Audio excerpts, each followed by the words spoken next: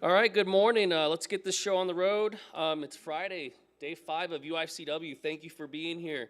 Everybody who's been here all 5 days, thank you so much. And if you didn't make it all 5 days, still thank you for being here. We definitely are excited that how this event went. Seems like everything was pretty awesome. Just a quick, brief introduction to the Epic Community Engagement Team. So basically, our team helped set this up. I do want to see, is Jessica here? Where'd Jessica show up? Or Jen? Well, there's Jen, and we also have Jessica. You've probably seen Jessica walking around. Them two, they did a lot of work. I mean, basically everything you've seen here, all organizing the emails, everything. Definitely want to thank them for all the work they did. They made my life super easy. So yeah, definitely want to recognize them. I guess about myself, I recently retired from the Air Force a couple months ago, did the 20. I worked basically operational meteorology, which is really interesting seeing, because I was the guy using all the work y'all do, right? So I'm everywhere. I've been all over the globe, forecasted. I worked intel weather, which you're like, what's intel weather? And if I told you, you know what's gonna happen.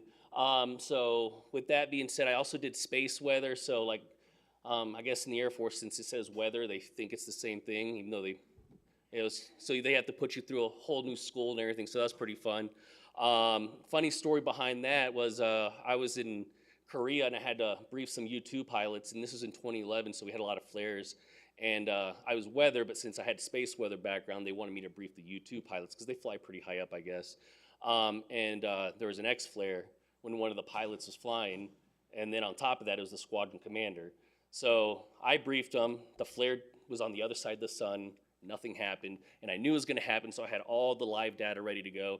He brings his entire squadron in just to chew me out and starts telling me, you know, all this stuff. I'm like, sir, like, here's the data, I've got everything. And then his proof was that he said he felt it. He felt the flare hit him. So at that point, I had to just stop. So it was kind of a funny story of what happened. But yeah, so I've done a lot. I've kind of worked all over the place, education-wise. The Air Force, I obviously did a lot of like atmosphere. Like I went to school for atmospheric science, like meteorology. And from there, I kind of did IT, and then I moved on to cybersecurity too. So I've kind of dabbled in a little bit of everything. But yeah, so that's basically who I am and what I've done and why I'm here. Today's going to be a short day, but we do have a lot of interesting things going on. So with that being said, obviously we got the welcome and kickoff right now.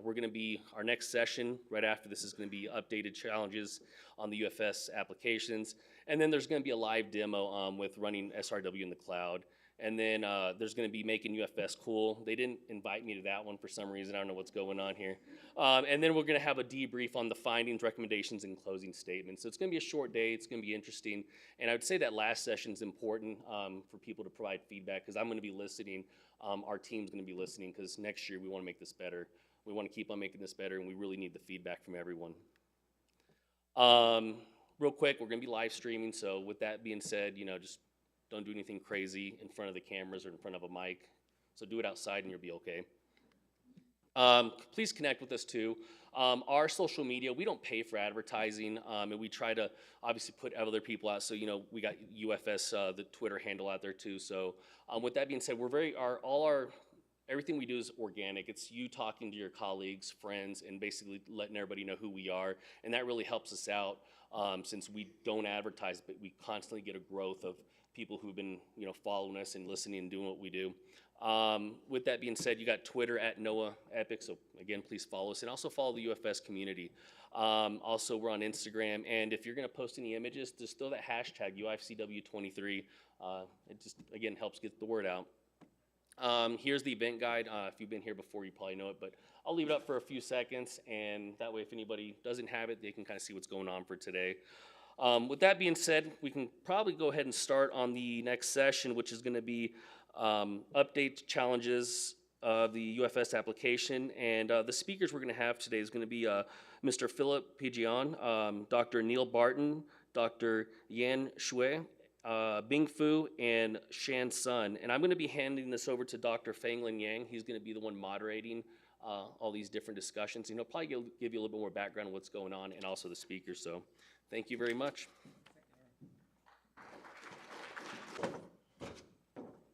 Well, thank you for stay for the last session, science session of this conference. before we start, I also like to thank my co-chairs, and don't think they are there. The Avi Chamira and also Luke Harris. Actually, we were also the co-chairs for the another session, MWS Twist. We have really spent enough time reading all the wonderful abstracts. We were struggling how to set all the sessions. So it's not only me standing there. I should thank for all the co-chairs and read all the abstracts for this conference.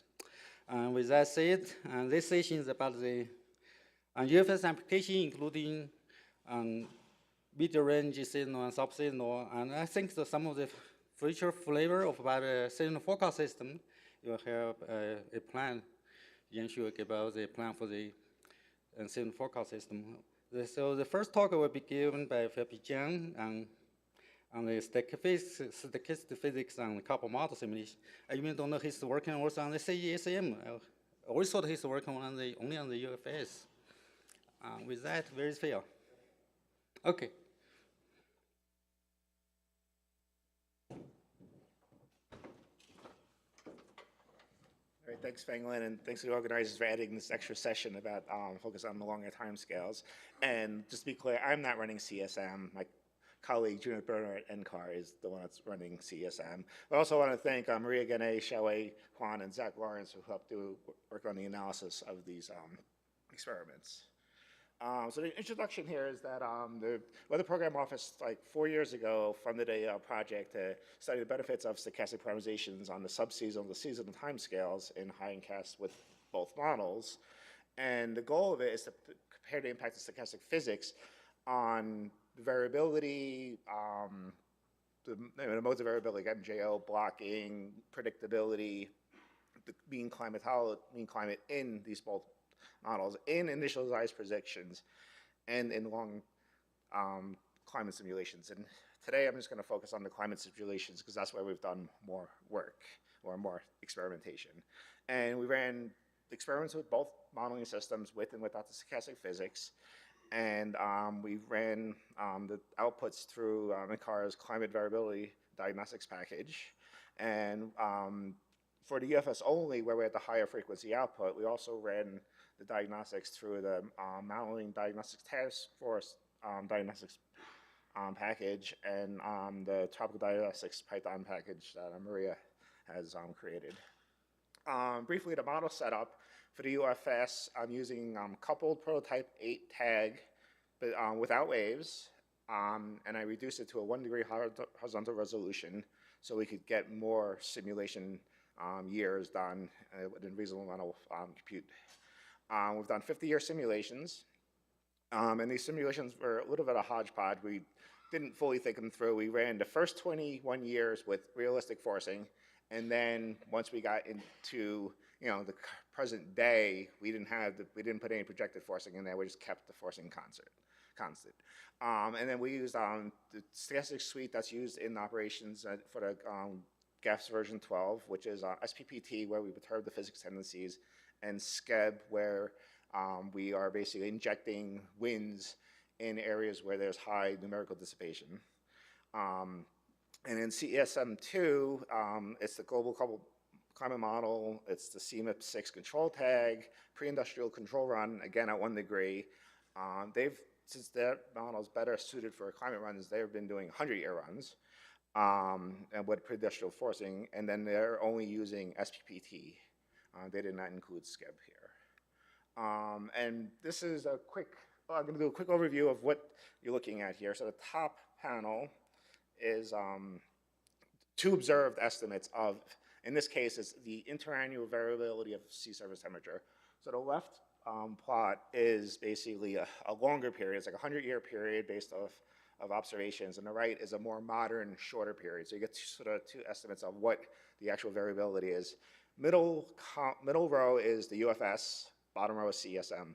Left side is called the control run, no stochastic physics, right is stochastic physics. And the thing I want to point out here is the 1 degree UFS without stochastic physics is missing ENSO variability. There's other areas, and especially in the Southern Ocean, that has much more higher variability than observations. But when you turn on the stochastic physics, it actually has a pretty decent El Nino ENSO variability, and probably a little too strong.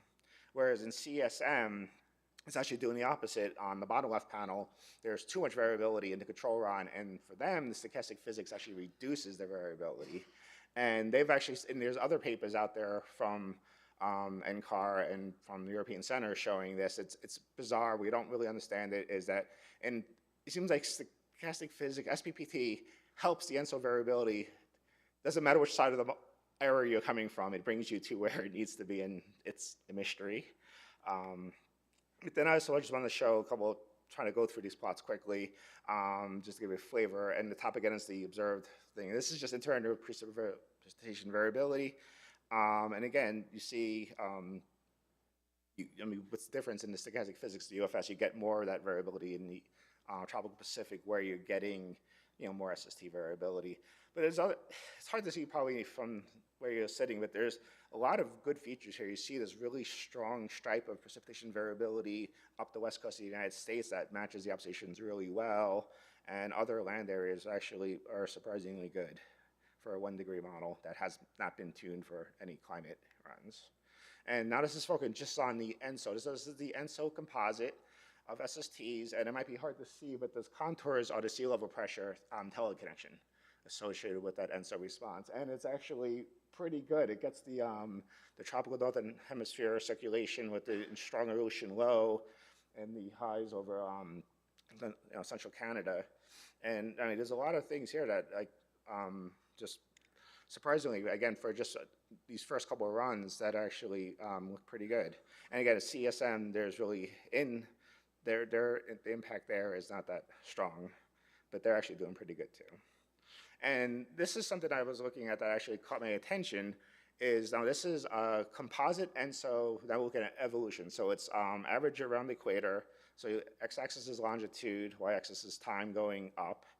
And again, the ENSO is stronger in the UFS with stochastic physics. The thing I really want to point out is on the right side in the La Nina composite is that the UFS shows this tendency for the two-year La Nina that you see in observations. And I don't know if this is just luck, but it's definitely something that looks promising. But there, if you look at the details, the onset of the El Nino and La Ninas come in a little too early. And now looking at higher frequency variability, this is the Wheeler-Coladas diagram, so wave number on the horizontal axis and frequency on the vertical, where this shows, how's this pointer work? Okay. So this shows this area down here is your MJO variability, and these are your equatorial Kelvin waves up here. And the bottom are two observed estimates, and the top is the UFS. Like I said, I don't have the CSM for these higher frequency outputs.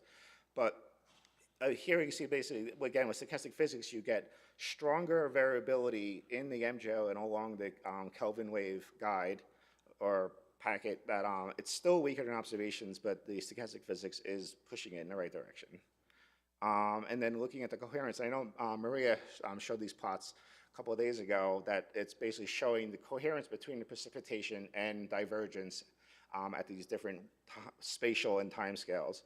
And again, here, the coherence is actually not that bad for the UFS in either case, where you have basically this coherence between the divergence and the convection at the MJO spatial timescales and the Kelvin waves.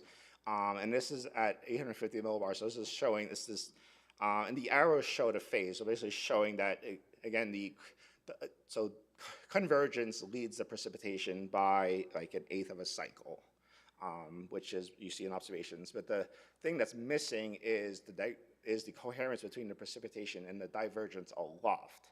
So here you see in observations that there's this, in the observations, there's this coherence in the Kelvin wave area where you're getting precipitation and resulting divergence aloft, and that is missing in the model. So I think this will sort of suggest that we might have the MJOs in the model, but we're not going to get the teleconnections because we're not getting the divergence that's going to then produce the Rossby waves that will propagate to the higher latitudes. So, and then the one last plot I have is just looking at the blocking frequency in the model. So on the left side is the deterministic run, on the right is stochastic run. So here I find it interesting, because this is opposite of most simulations I've seen at 1 degree, is that this pink line is the UFS, black line's observations, and the blue line is CESM. Is that the blocking frequency in the model is too high.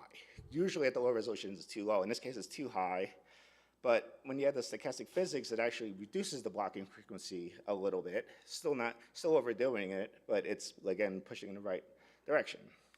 Those are my results, and just I want to summarize that we do have a pair of 50-year runs with the UFS that are be able to directly compare them to NCAR's model.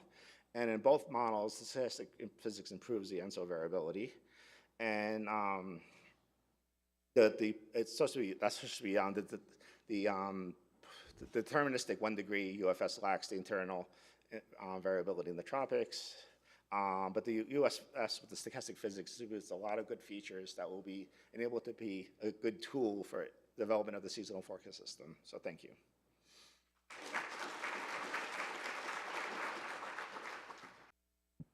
Dan over there. I feel nice talk. I just wonder, when you show the ENSO and the El Nino La Nina case, what's the lead time? And what's the ocean initial condition? No, these are 50-year simulations, so that's just a composite evolution. Composite. Yeah. Got it. Thank you. There's no prediction. And here. so you are using which initial condition in the ocean? It's starting with ORIS 5, but again, it's their 50-year run, so that initial condition, that memory is gone. I mean, in the deep ocean, it's still there, but you know. So it's continued 50-year free run? Yes. Thank you.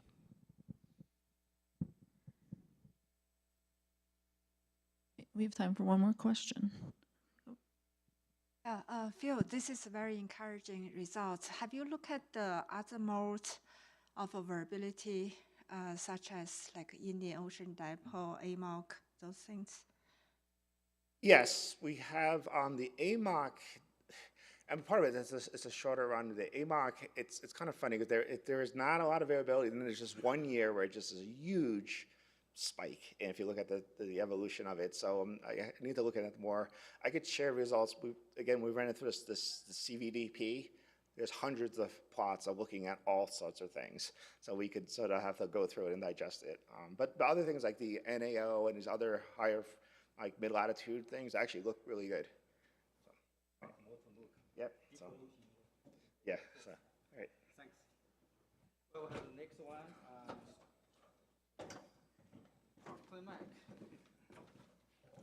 So our next speaker, Dr. Neil Barton from NC EMC, he's going to talk about the CS in the UFS. Neil.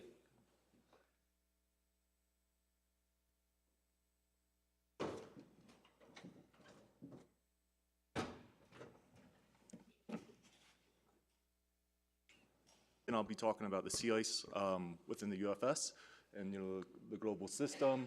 I want to thank all the my co-authors here, the sea ice group at EMC, and of course thank everybody that's been part of the UFS. These contributions wouldn't be possible with everybody. So you've already seen this plot over here, the UFS global coupled system. What I really want to focus on is the sea ice model. The sea ice model here. So what we're using is the sea ice model version 6. So SICE version 6 is a Department of Energy model, but it's managed by the SICE Consortium, and the SICE Consortium is made up of the DOE, the NSF, the US Naval Lab, NASA, us, and other international collaborations. So if you want to do put anything into the modeling repository, there's a big group that's associated with it. So what we're using for the grid we're using for SICE 6 is a 1/4 degree tripolar grid. This is basically the same as the ocean grid. The ocean grid is on a C grid, and currently we're using the B grid, so there is a small interpolations between the velocities between the two grids currently. We're using 5 thickness categories within the model and mushy thermodynamics. Currently there's not initialization with JEDI, but that'll be in the future. So also, I want to talk a little bit more about the coupling between the sea ice model and the other components here. One thing to note is the sea ice model and the atmosphere, they're coupling at the same time step, so they're running at the same time step, and then each time step they're coupling variables, in particular the fluxes. And the fluxes meaning latent heat flux, the momentum fluxes, the sensible heat flux, and then variables, long wave flux, and then variables to do the radiation calculations, so the albedo. And so going into the sea ice from the atmosphere, oops.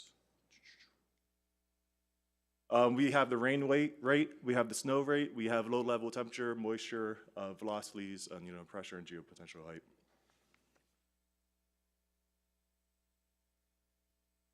So what I want to talk about here, results from prototype 8.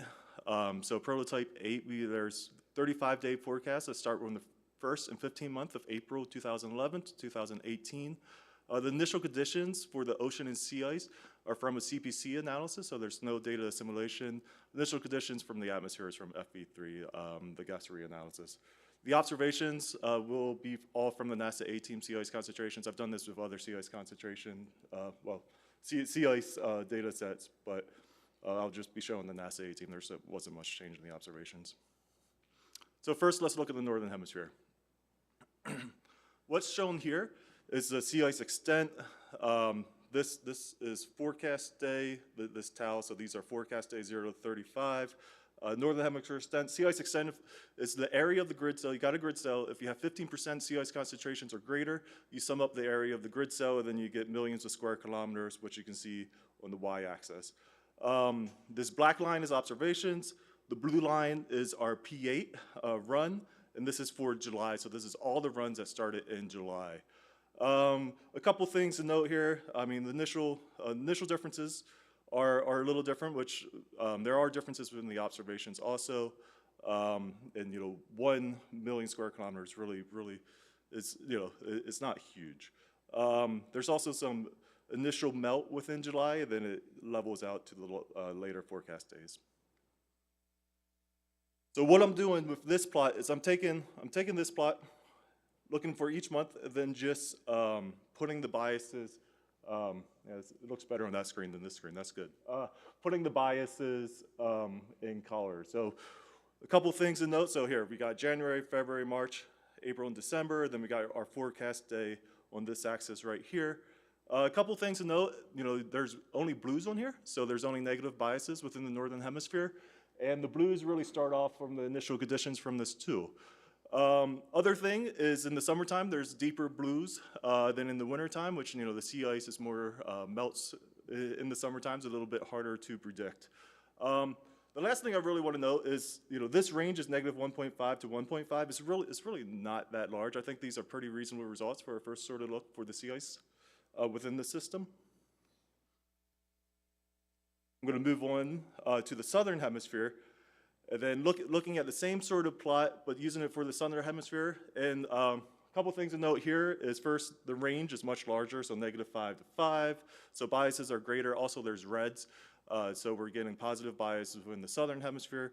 And also, most positive bias within the Summer Hemisphere summer months, so November, December, January. Southern Hemisphere sea ice is kind of a different beast. There's not a land mass that is preventing growing and shrinking, so it's a much harder prediction problem and really harder for observations too.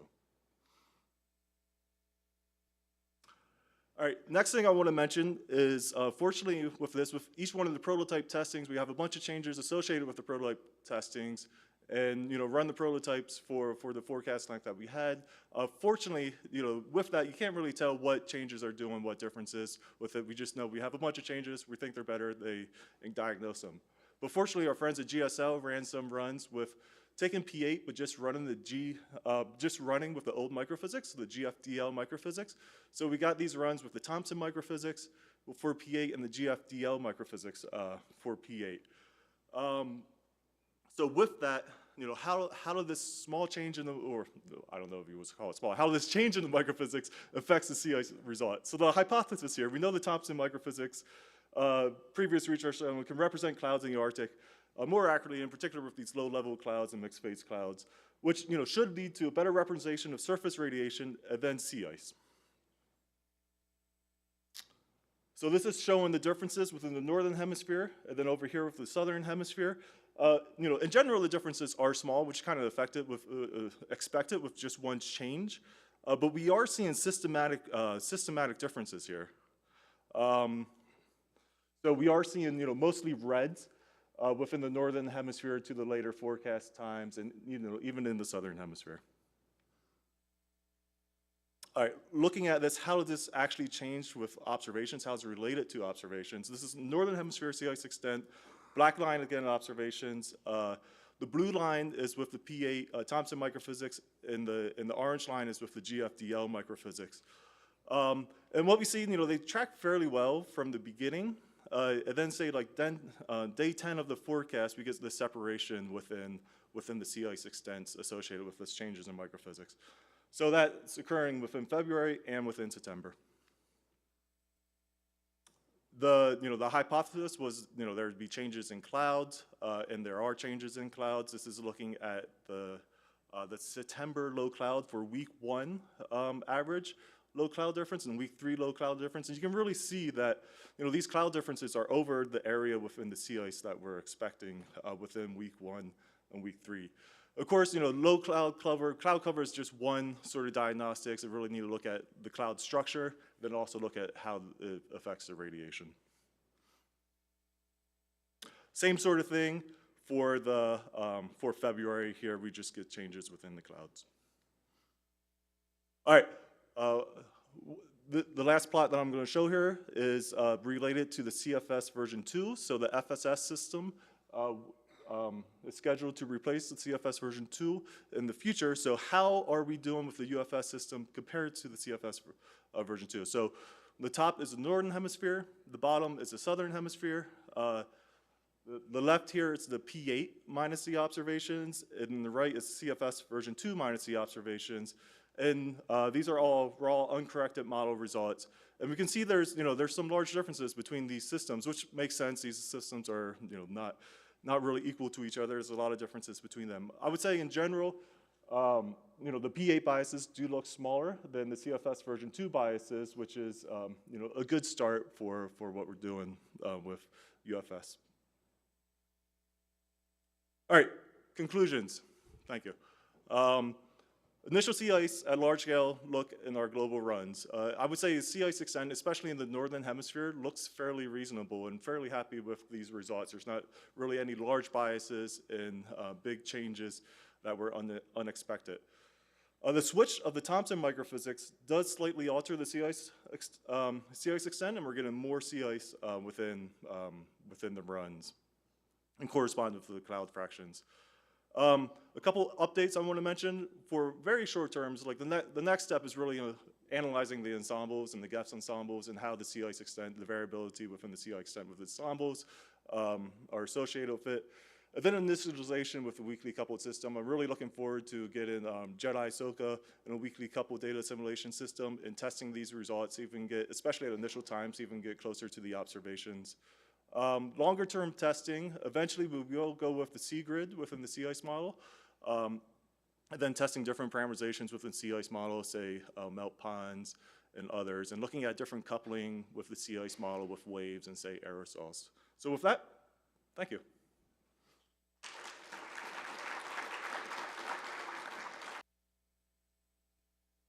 We have time for a couple questions if anyone has them.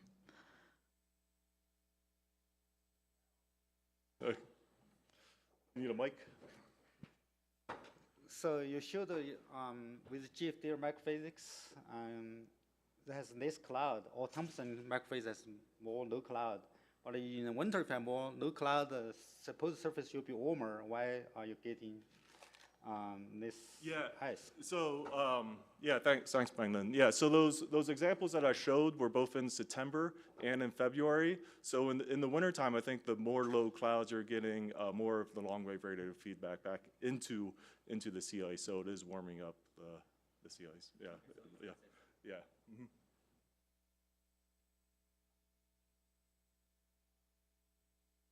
We'll move to the next one. Thank you. So our next speaker is Dr. Yan Xu from the NWS program office and the modeling program. So last time we had the CFS upgrade was 18 years ago. Now it's the exact time we're talking about the CFS seasonal forecast model upgrade. Thank you, Fang Lin. Neil, they all are this SFS team we are building. Hi, everybody. Welcome to stay with this session. This is an important project I'd like to introduce to the community, which is to build the seasonal forecast system and also building the application teams and the UFS R2O framework. So me and Karen Garrett represent the National Weather Service, OSTI Program Office. Jesse Carmen represent the OAR Weather Program Office. The both office jointly support this project. Avicho Mira and from EMC, Phil Pagin from PSL are serving as the co-leads for the SFS project. So this is charged by the Congress from FY23 appropriation, which provided $5 million to National Weather Service to develop the seasonal forecast system within the UFS framework. At the same time, $7.1 million provided to OAR to enhance their S2S research program. So we want to, the two offices want to work together to really make this project as successful as possible. So at the beginning, we want to develop a plan. This plan will be open to be reviewed by the community, which documents all the required from both the stakeholders requirement and from the science requirement background, what is needed to do a good seasonal forecast system. And also we document the technology advancement needed for the system. So we have different chapters.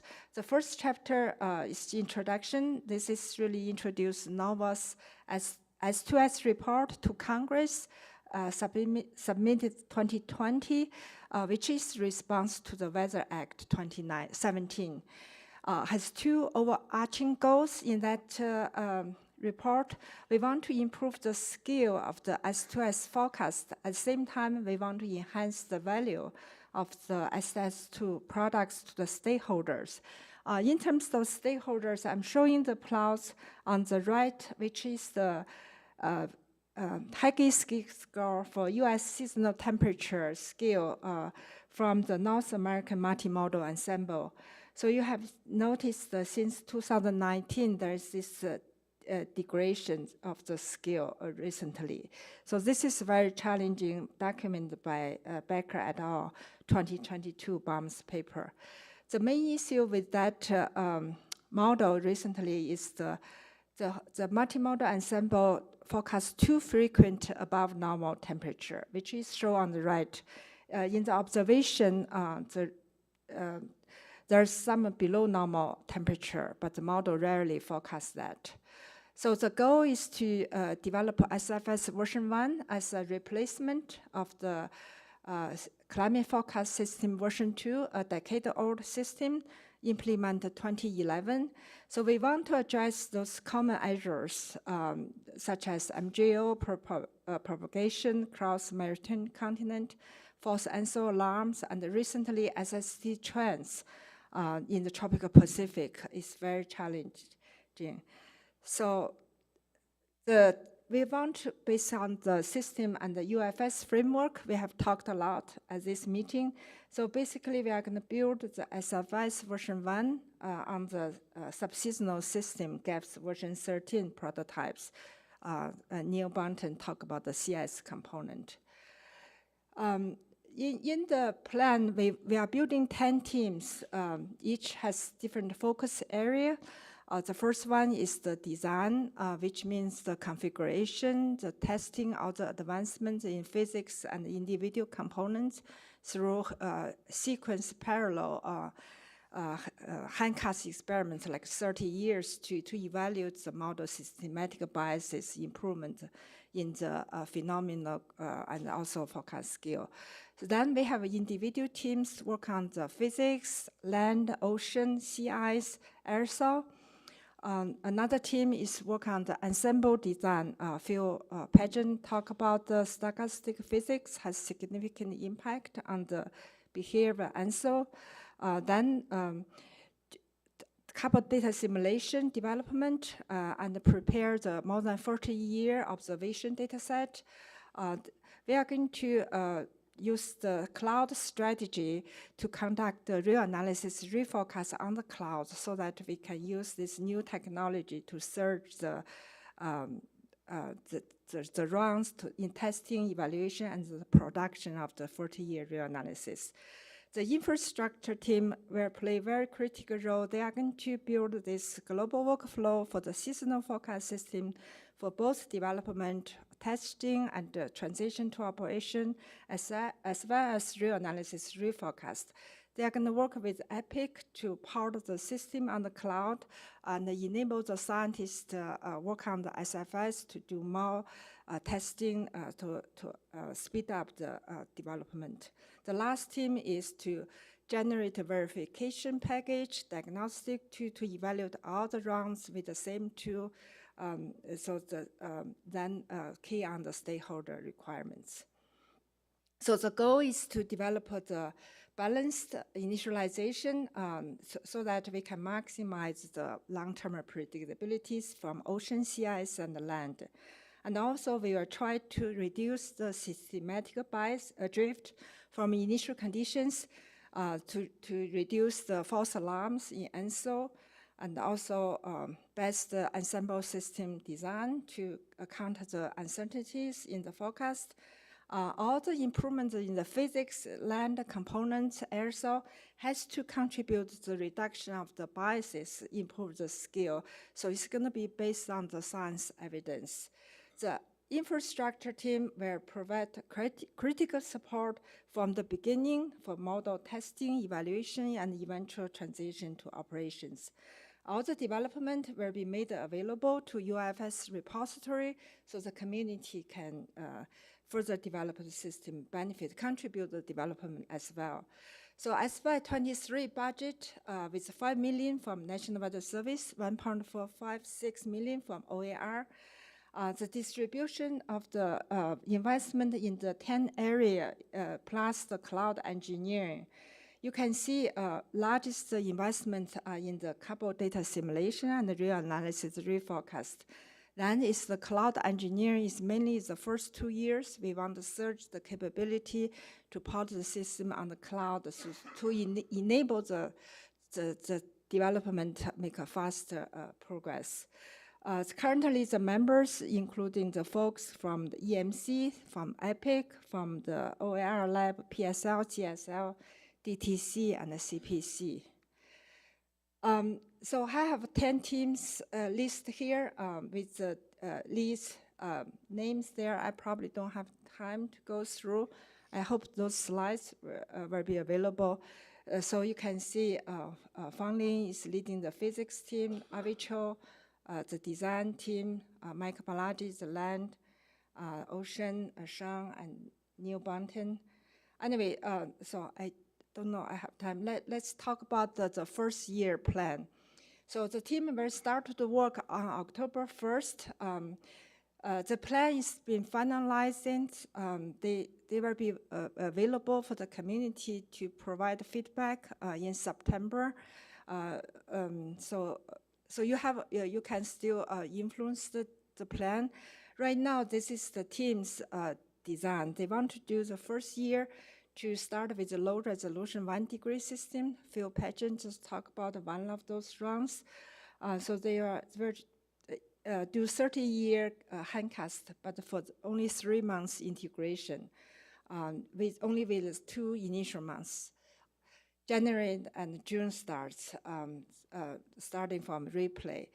Then their physics team, land team, ocean team, they probably are going to do many parallel small period of run, just check their advancement influence on the model.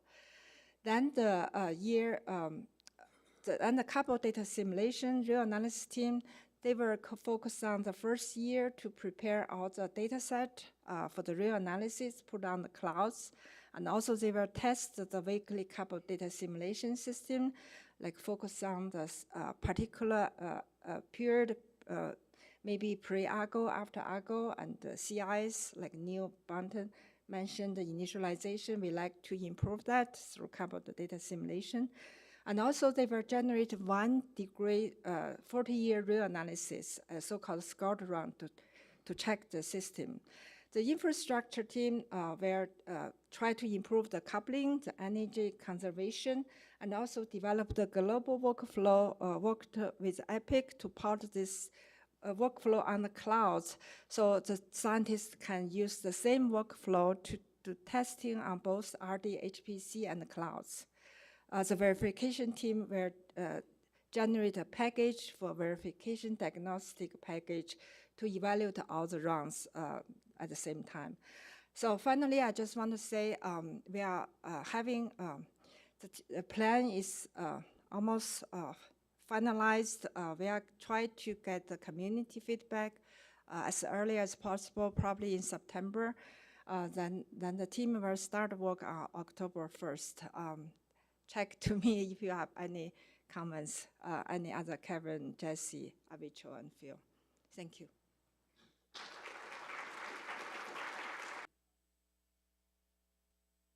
Yeah, we have a minute. Hi, I had a comment about the recent degradation in skill that you showed. It looked like the recent period is actually pretty consistent with the historical performance and the trend, and it's actually the recent period that was anomalously good. Do we have a sense for why the skill spiked so high in 2019 compared to the baseline?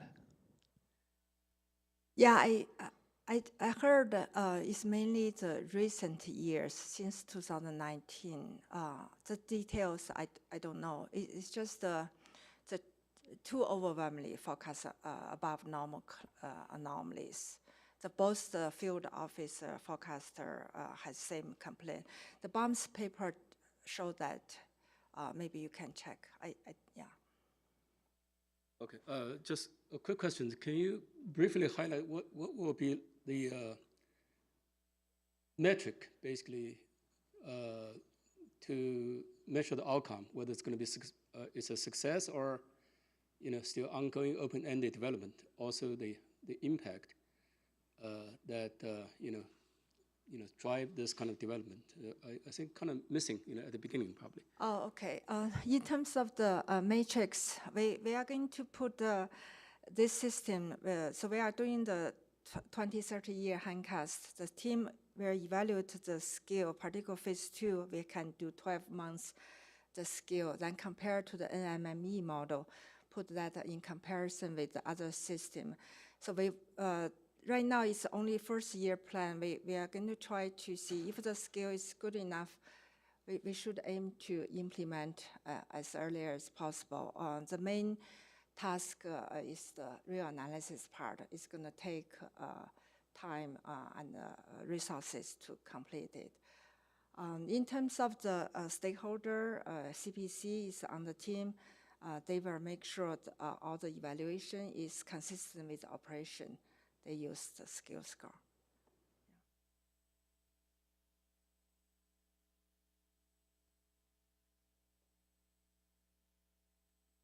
So next we'll have Dr. Binfu from NCPMC to report the status and challenges for developing the next version for the global ensemble forecast system. It's version 13. Thank you, Feng Lin. Yeah, good morning, everyone.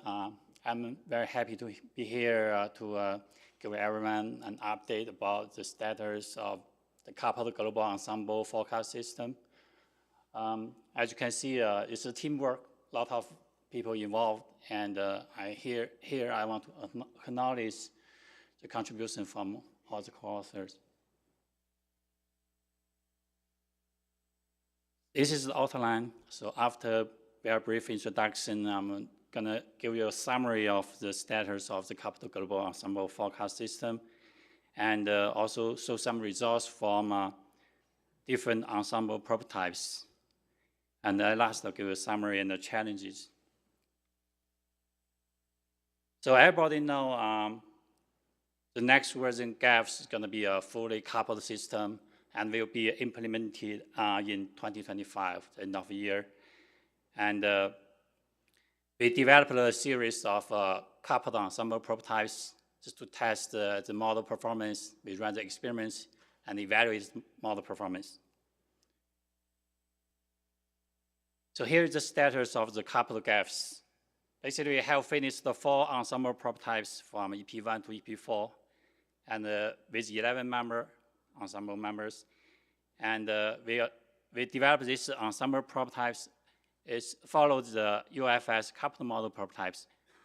Everyone should know from P1 to P8 currently is R1, as in the future we gonna have HR2.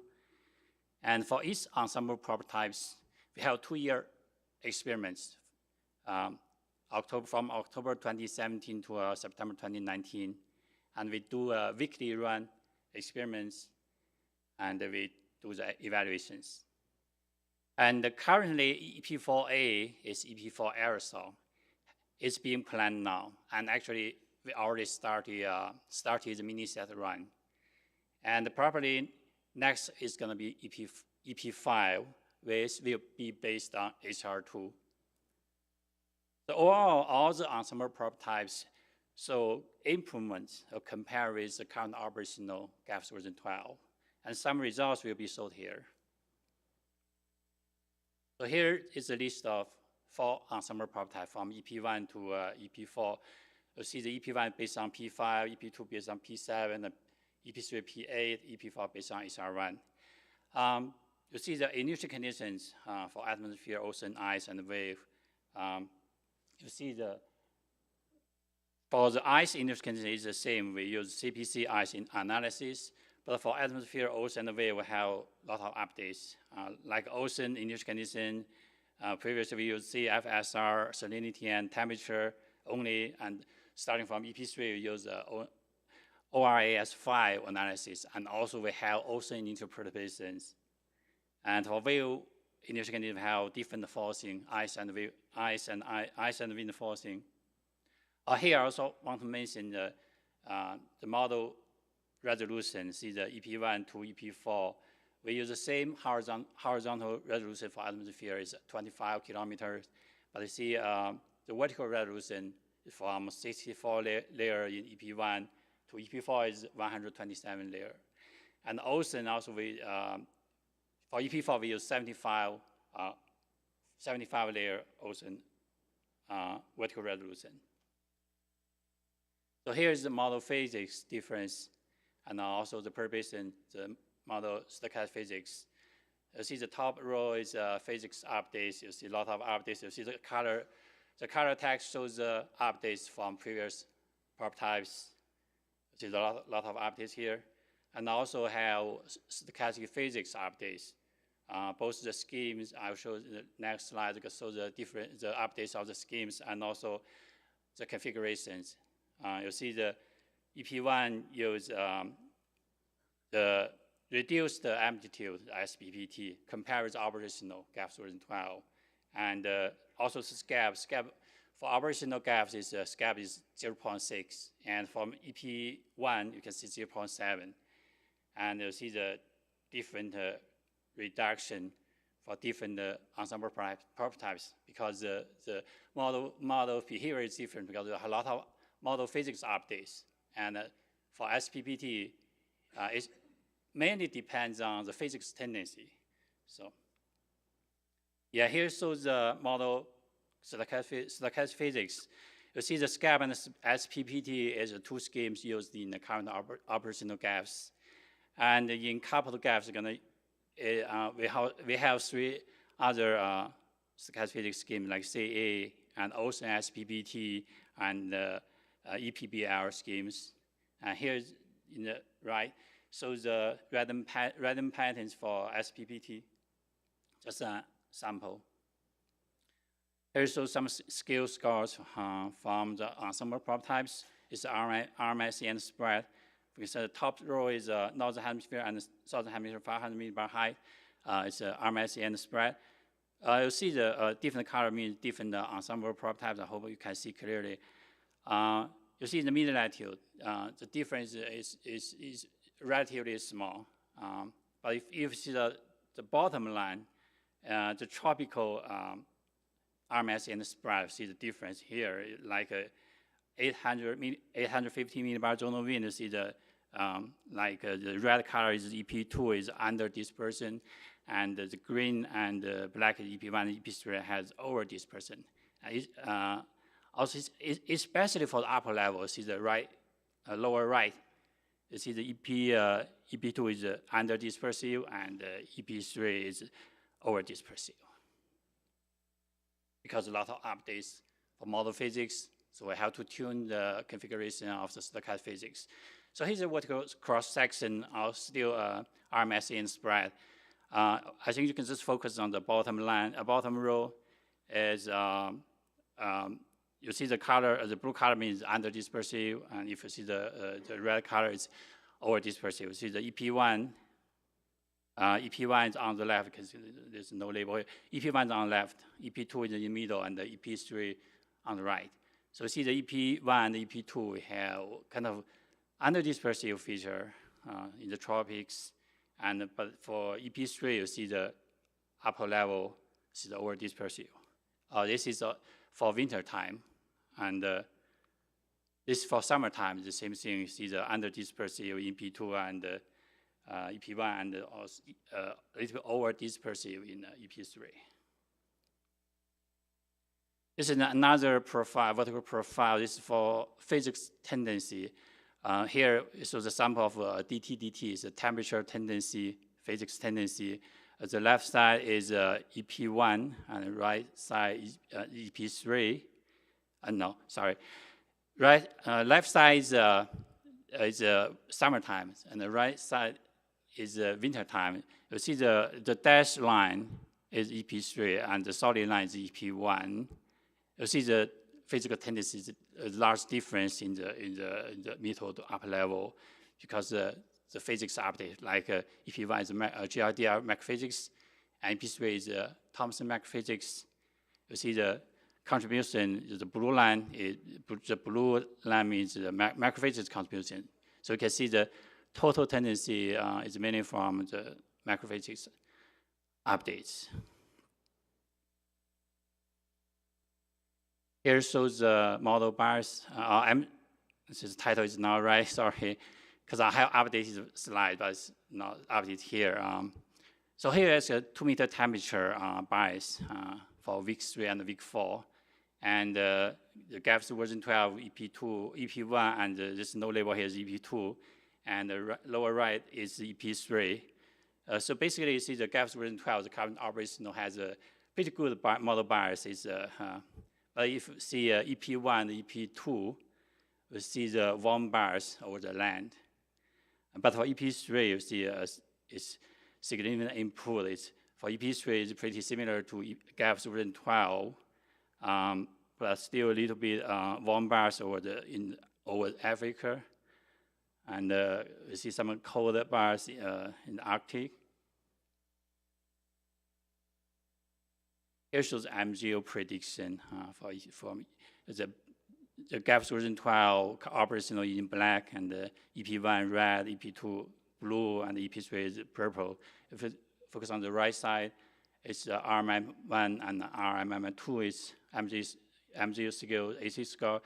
You see the EP3 is significantly is better than EP1, EP2, and operational. EP1, EP2 are also better than operational, but EP3 is pretty significantly improved compared with operational.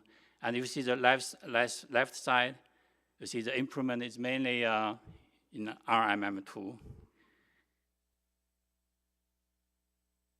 This figure shows the latest result from EP4. Thank you. You see the right side is the AC score. You see the EP3 and EP4 is pretty similar. You see the left side, you see the EP4 has a better RMSE and the spread relationship. It's a dash line, the solid line is pretty close. It's better than EP3, but we do see a little bit increase of the RMSE, the solid line. Here's a summary. So in most categories, coupled gaps is better than uncoupled gaps version 12. And EP1 shows very good results in terms of the 500 millibar height, CRPS, and AC score. And EP2 shows less scales and more bars for 2 meter temperature. For EP3, demonstrate better temperature bars, best MZO scales, and the corners precipitation is close to operational and EP1. Tropical precipitation is also improved. And EP4, we have finished all the runs, but the full evaluation is still ongoing, and will be shown later. So here, at least some challenges. For example, we have all the ensemble it's 11-member ensemble, but for operational, we're gonna have 31 members. So 11-member ensemble is not sufficient to represent the full uncertainties. And for gaps, we have 30-year reforecast requires model to be frozen about 1 year earlier, because the 30-year reforecast takes 1 year. So the latest updates from the model cannot be catched up. And also we missed the sample initial condition, because the coupled DA is still under development. We don't have this sample coupled, weekly coupled DA initial conditions right now. Yeah, I will stop here. This is a reference for the development of GAPS version 13. Thank you.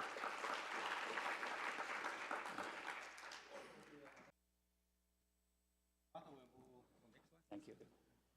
So our last talk of this session and by Dr. Xian San from OARGCL. She's going to talk about the UFS-ST forecast sensitivity to ocean industrial condition.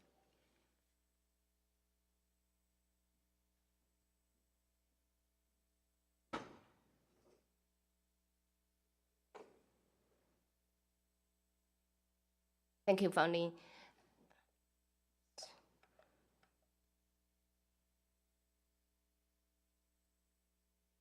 Oops, I'm going to the opposite direction. Oh, okay, got it. I'm Shan San. My talk today is on examining the sensitivity of SST to the ocean initial condition in the seasonal forecast. And I would like to acknowledge my co-authors, Rana Black, Ben Green, Yuejian Zhu, Bing Fu, Philip Pijot, and Wan Qiu Wang. And also like to thank the huge effort from the EMC modeling team for the multi-year effort to put the whole thing together. And also special thanks to the funding support from OSTI. As you have heard, the UFS prototype 8 include all these components: atmosphere, ocean, sea ice, wave, and aerosols.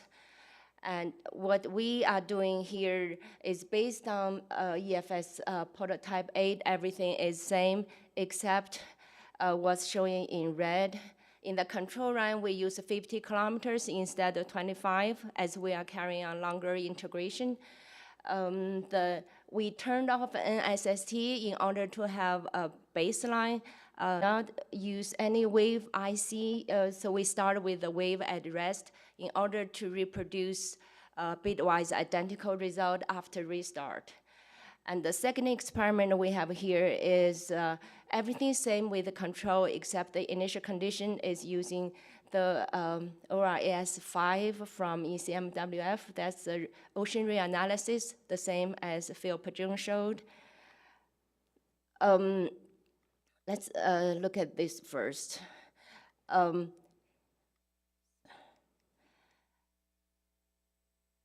Here is the SST from 50 south to 50 north average in the 6th experiment we are running.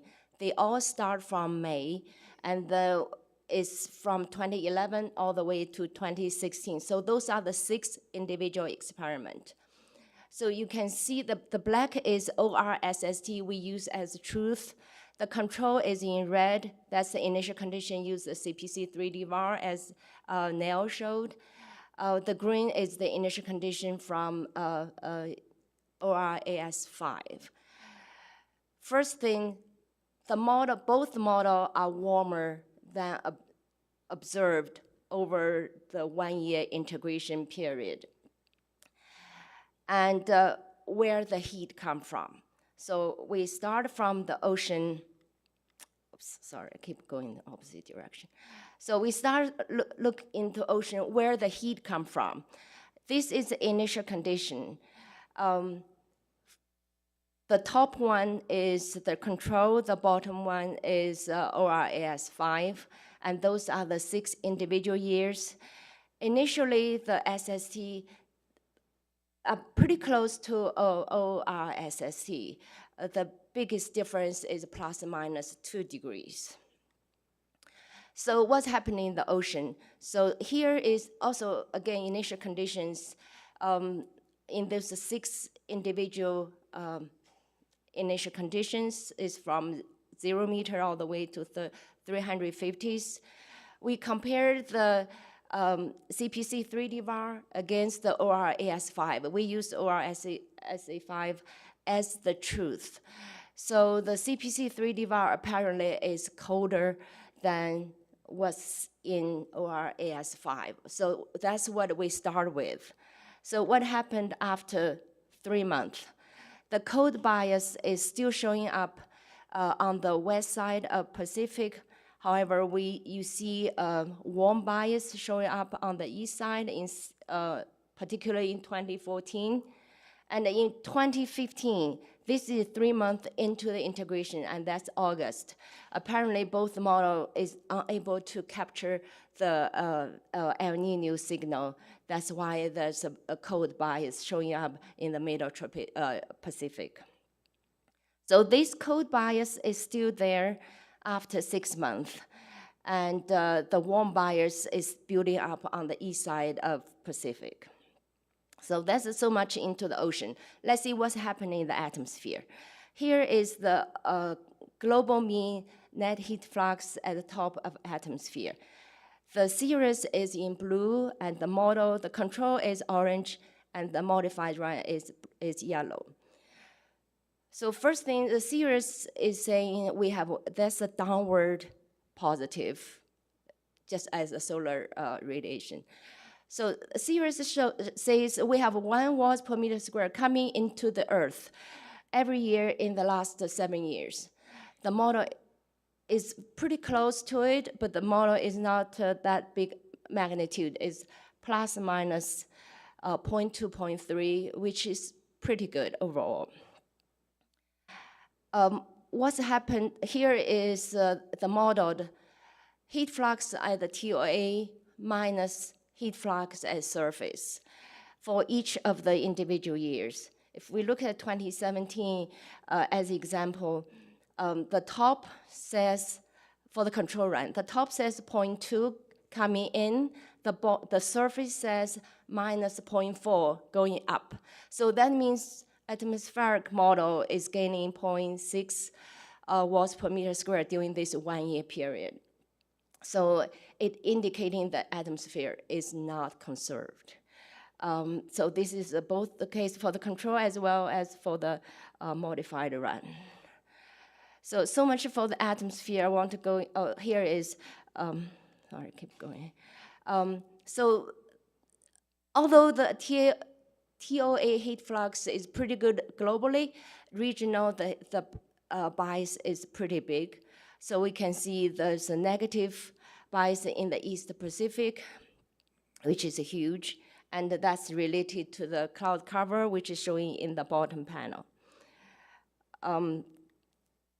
The precipitation average over the 12 months, the left is GPCP, and the middle is control, right is the modified run.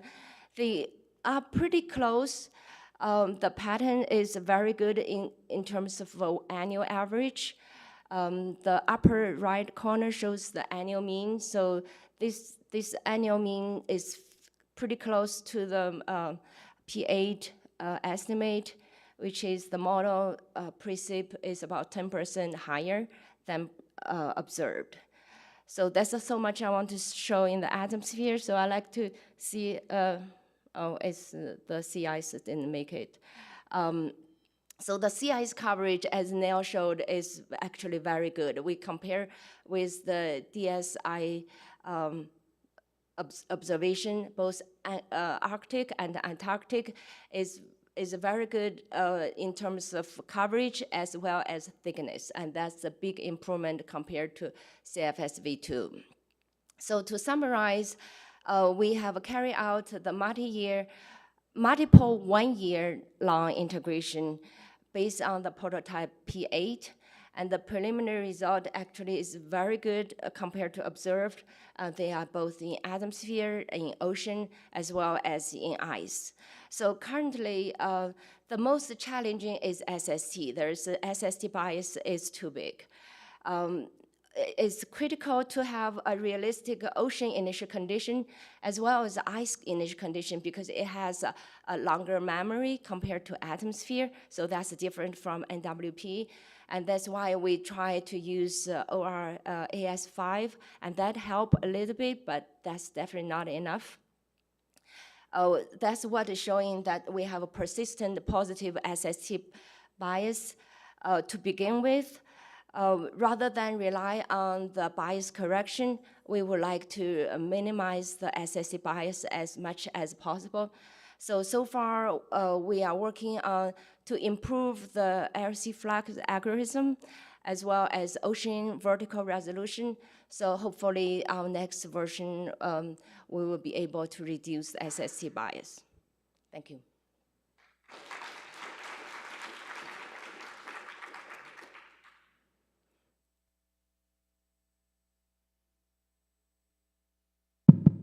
Yeah, I love it when we start actually looking at how everything interacts. My one question, though, is that if you look at flux biases, SST may not tell the whole story. So have you looked at mixed layer depth and ocean heat content, whether those are having similar problems as the SST? Well, that's why we started with a cold SST to begin with.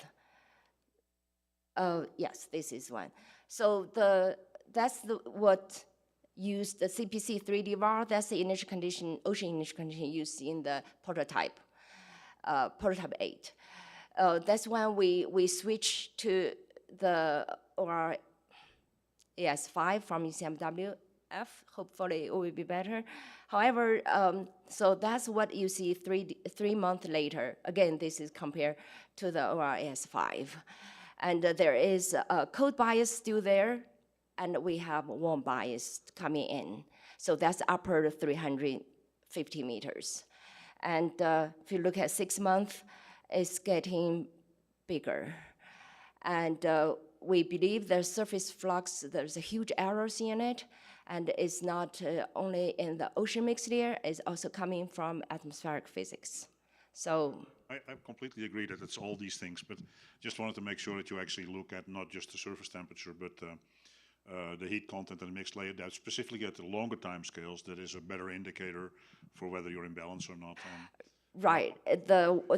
Yeah, after 1 year, the error already huge. So we started going back to look at 3 months, 6 months, and we're working with Fanning. Hopefully, we can get some help from the improved physics to reduce what we are seeing here.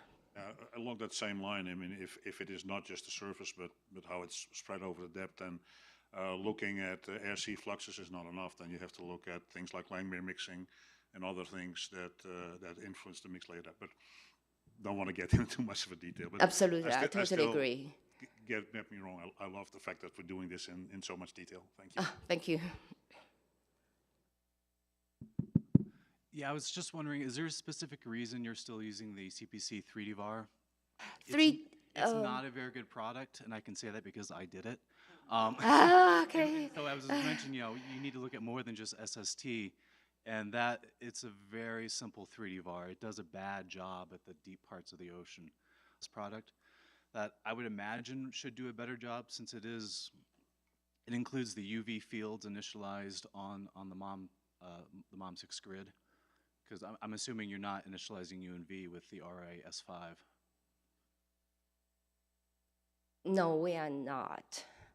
We only start with temperature and the salinity. Yeah, thanks for the question. So that's exactly what we are doing with the modified experiment. So the control experiment, we inherited the initial condition from P8, and then we realized the issue that he mentioned. So we had a discussion with Phil Perjon and Yan Xue, and Phil kindly supplied the OR-AS5 initial condition. So we were able to calculate a parallel set of experiment. That's when we realized the CPC 3D VAR is too cold to start with. So in the future experiment, we recommend everybody else to start with the OR-AS5. Yeah, a quick question about the generation of the initial condition and cycling, because in the SFS plan, there's, I guess there's a plan for coupled DA for the initial condition generation. I wonder how important that would be to test with the, you have the physics of the model, you have the physics of the ocean, and that gets cycled must impact the initial condition. Is that crucial to start testing that early on for what you're seeing here? It does not have that much memory, but the ocean and the sea ice is definitely important. From something wrong and you carry the baggage, you can't get rid of even after 6 months. Yeah, thank you. Cycling to get the ocean spin up. Let's thank all your speakers again for end the session. Aaron, you hold a hand, either you or.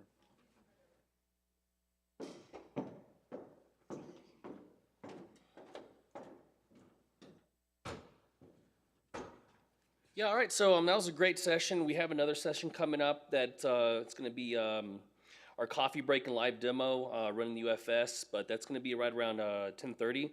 So, we got to kill a little bit of time, so I could probably come up with some interesting stuff in the sense that when I used to work as a forecaster and using a lot of these models, one of the jokes that, as a weather person, they tell you, it's like, oh, I wish I could have a job where I was right 50% of the time, right? I'm sure y'all have heard that, right?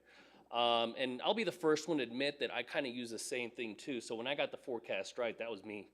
I got the forecast right. But when I got it wrong, I blamed all of you. I said so it's nice to be able to put a face to all the people I blamed when I got the forecast wrong. So, but either way, being somebody, I guess, on the front lines using a lot of these models, it was definitely amazing. A lot of the products, things that I didn't know I could use, and so the work you're doing is amazing, and I definitely appreciate it. And I used it for 20 years, and I'll probably keep on using it right now. So definitely thanks a lot. I mean, just I guess coming from like a military background type thing. So just letting you know. Also, with that being said, we are going to be doing a coffee break, right? So if anybody wants to go grab some coffee, we should start Dr. Natalie Perlin's session here at 10:30. So we got a little bit of a break that we can sneak in there, and then we'll see you here soon. Thanks.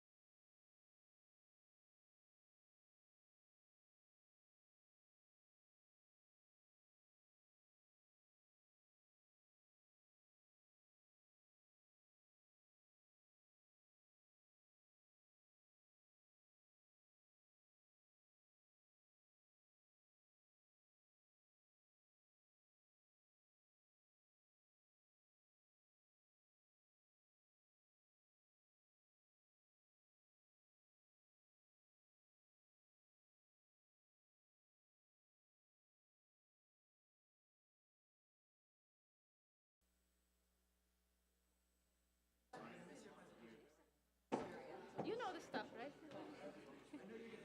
Thank you. Thanks.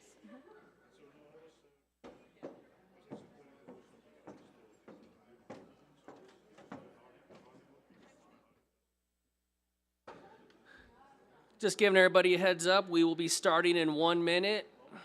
We will be starting in 1 minute.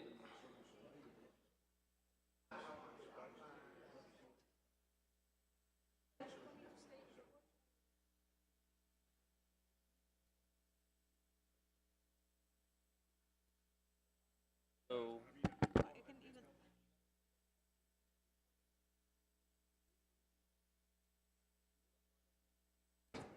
okay, yes, so if you want to stand here, you can do that. Is that what you want? I'm not sure if the laser pointer on this would work if you're sharing. See? Oh, no, I don't. I won't need that. So you might be able to, I think this might work. Okay. So if you're doing some, I think you can point at your computer screen with it and it just knows. Okay, cool. Magic. I don't know if it will. I'm just saying, it might not.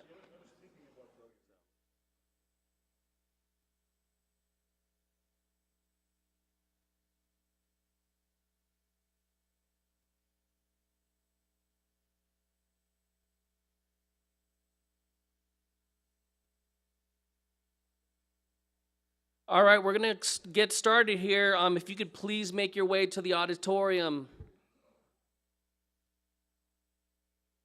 Can they not? No, this goes back there. They're taking advantage of the free break. Claude, you want to wrangle them in a little bit? Up there? Yeah.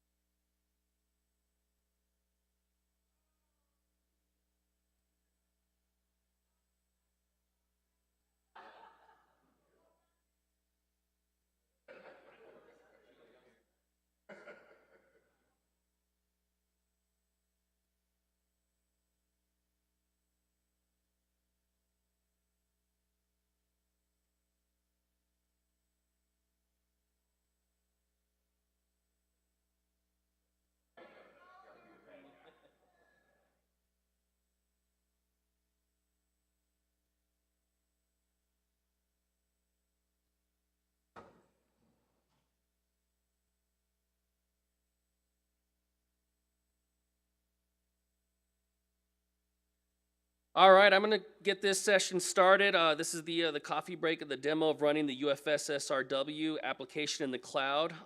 This will be presented by Dr. Natalie Perlin. So I'm gonna hand this off, and she will pick it up from here.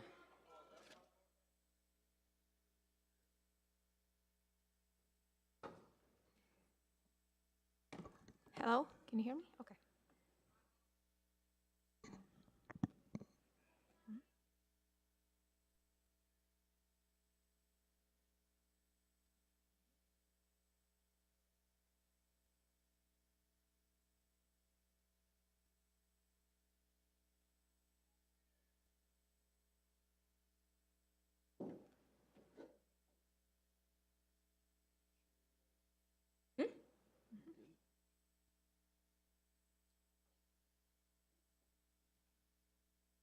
Okay, hi.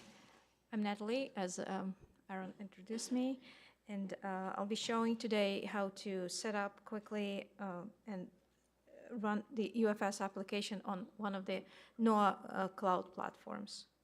And the contributors to this work were from Michael Potts, who helped initially to prepare the containers, and Kevin Blackman.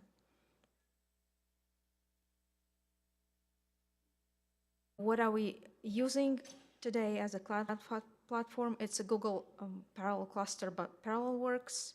And the installed software on the clusters are the compilers, an MPI, Intel 2021 and Intel 2020, IMPI 2021. And we need approximately similar compiler age for being compatible with the compilers within the container. Then we have the Slurm system load manager already installed. We have L-mode system, L-mode module management system, and the Singularity software. And during the demo, we'll be getting the mini Conda manager, Python package manager, and Conda environment with a quick installation of scripts from GitHub UFS-EPIC site. Then we'll be getting the Rokota workload manager. We'll be getting the container with software libraries and pre-built SRW binaries. And I think that's about it. So let me start. I was just running to make sure that previous test finished.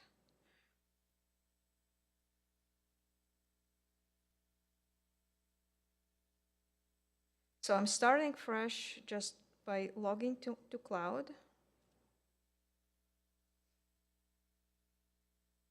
Setting my environment. Oh, sorry. Okay. I will need to share a different screen, apparently.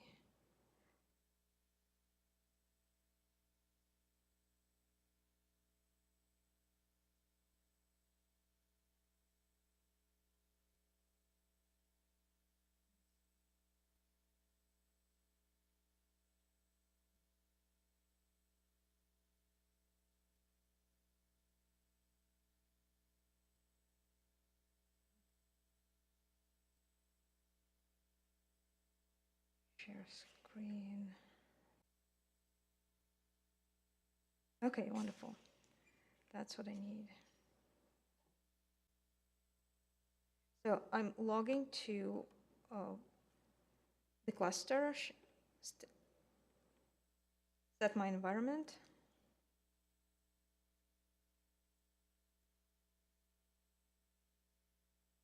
And I will be using the Lustre home system. I do this on all of the windows.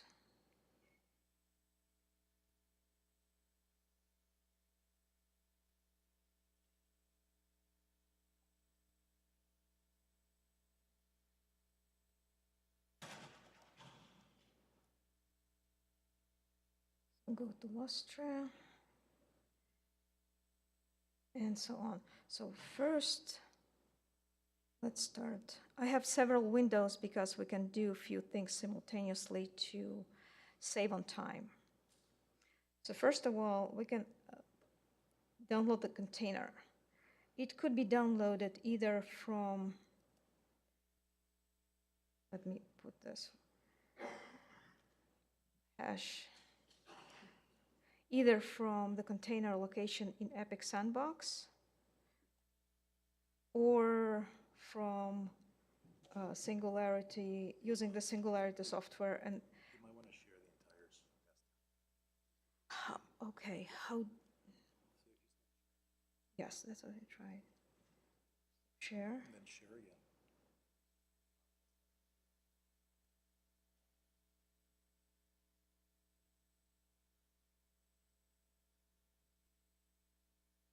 Okay, thank you.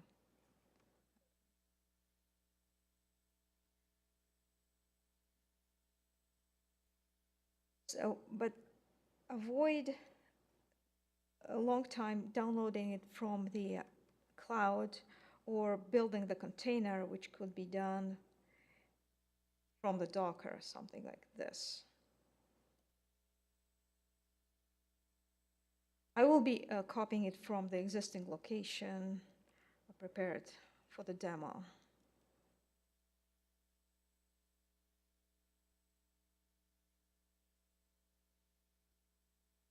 Okay, let me see.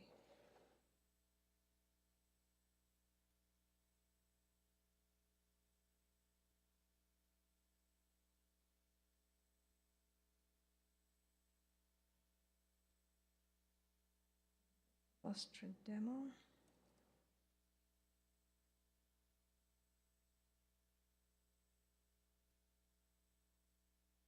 While it's being copied, we can talk about getting the input files. we can download input files, again, from the cloud location. That would do, this would do it.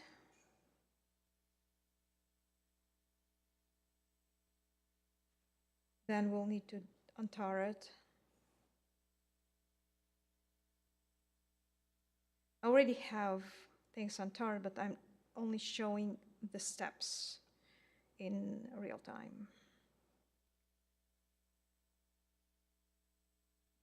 Source.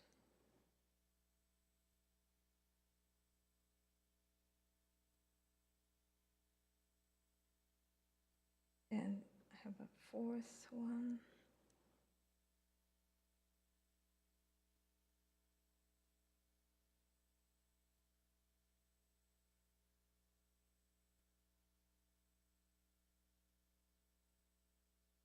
So we have already copied the container over. And let's make it environmental variable to ease the typing the name later. So we'll make it img and give the full path to the container. Okay. Now what we're going to do, we're going to shell into the container using the singularity command, and we'll copy the existing code from the container into the local directory. And the way we do that, we type singularity, we say shell, that means we'll log into the container environment.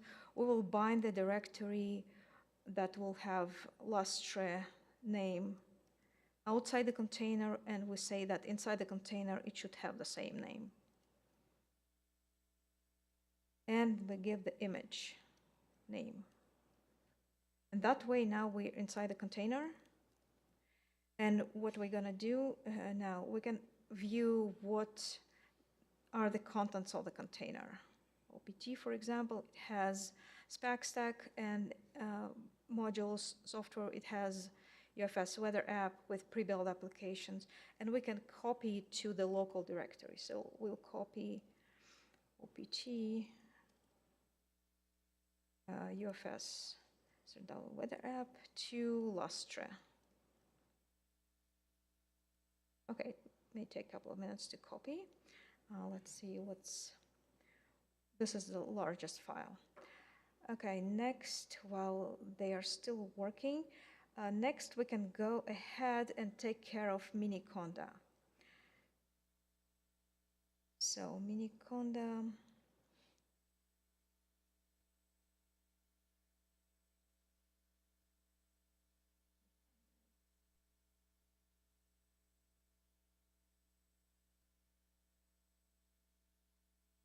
okay, so we're in lustre. And we'll be getting Miniconda from UFS-EPIC site that has some wrapper scripts that get the actual installation scripts and prepare the modules for our system. So git clone, then we go to Miniconda, and we'll have the installation scripts. There is some README file that says what needs to be done.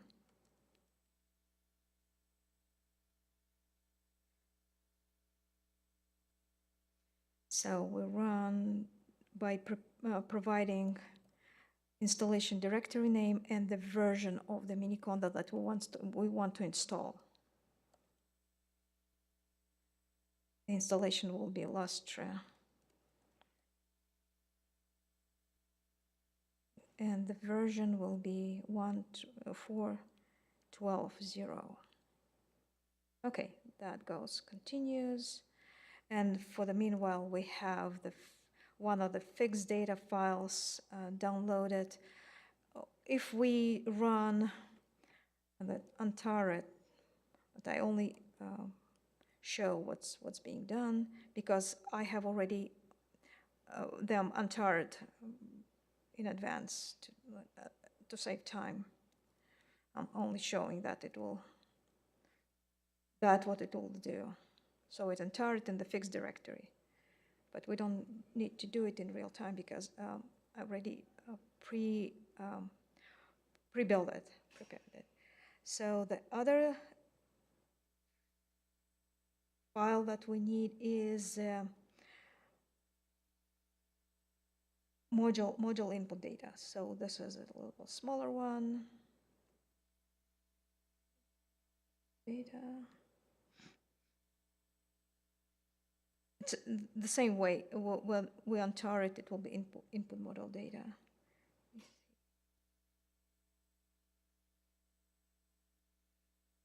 So let's see, singularity. Okay, we copy it. Here we can switch and go to our local directory. And we have the pre-built binaries here that are located in container bin. But just for the exercise, we can start rebuilding it. And if it will finish by the time we are ready to submit the workflow, we can use the new binaries. Otherwise, we will use the pre-built binaries. So to build them, I'll do module load use module files. I need to run the lmode source share.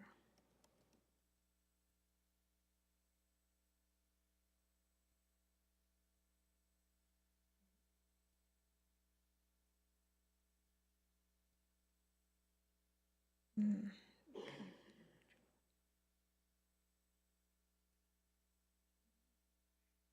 Good.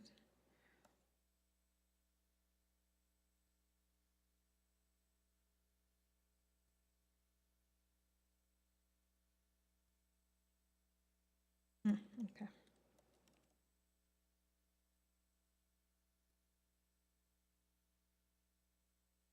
And we'll be loading module avail build. We'll be loading build singularity. We'll build singularity Intel.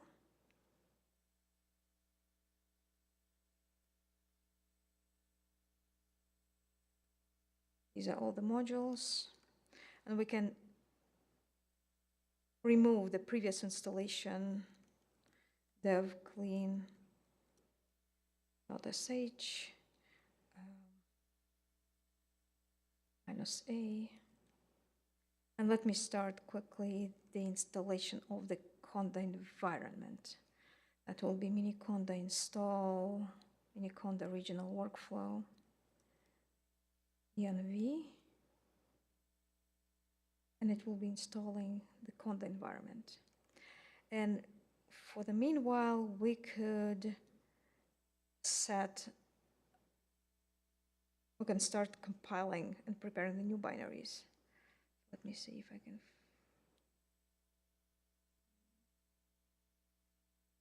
There we go, dev build.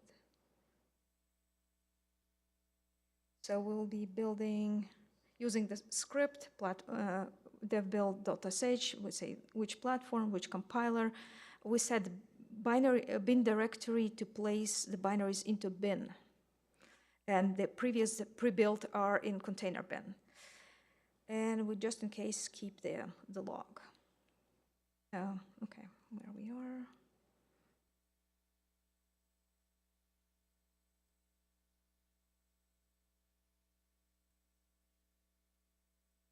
Okay, now it's building.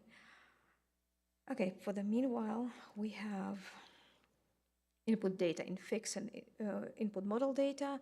We have miniconda building the environment, and the last thing that is need to be done is to build the Rocoto. Let me do here and find the Rocoto.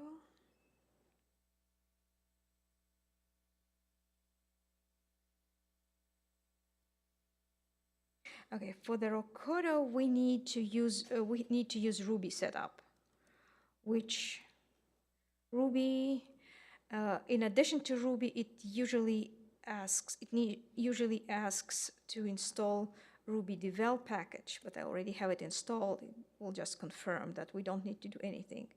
And on some platforms, you need to install SQLite devel package. I'm only running it to show that it has been taken care of. So then we just go to Rocoto.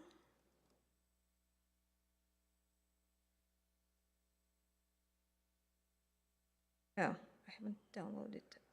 Sorry. Git checkout, git clone.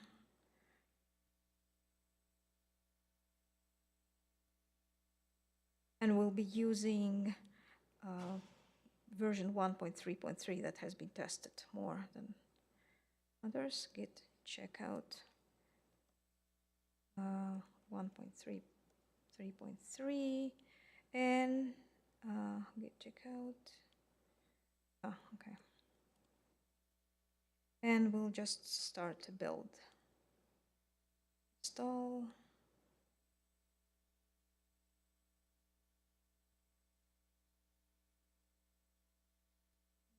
Log file.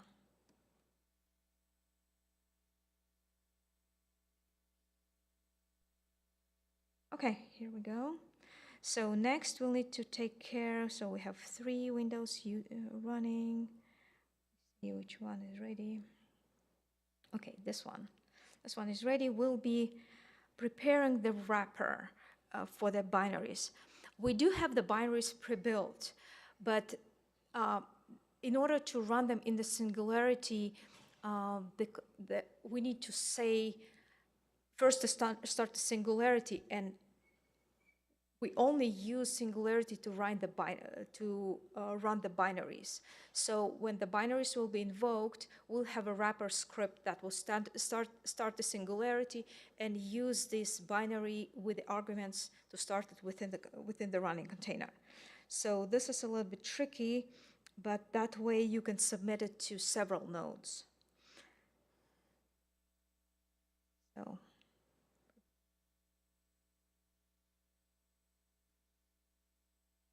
we have, let me go to UFS, and we have container scripts. Container scripts. It's our W template. We make it SRWSH. So just to show what's in there, VI SRWSH. So there are some Singularity variables. We'll need to provide here the image name. We'll need to provide full path to Singularity, which is the name of the binary, and what directors we want to bind. I have prepared the copy that we can use instead of it, which is in my demo.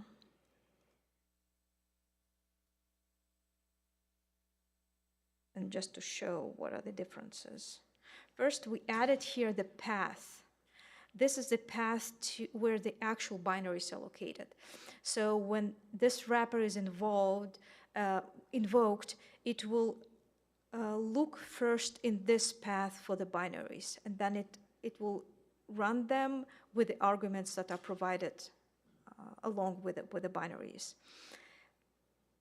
It will use here's TCP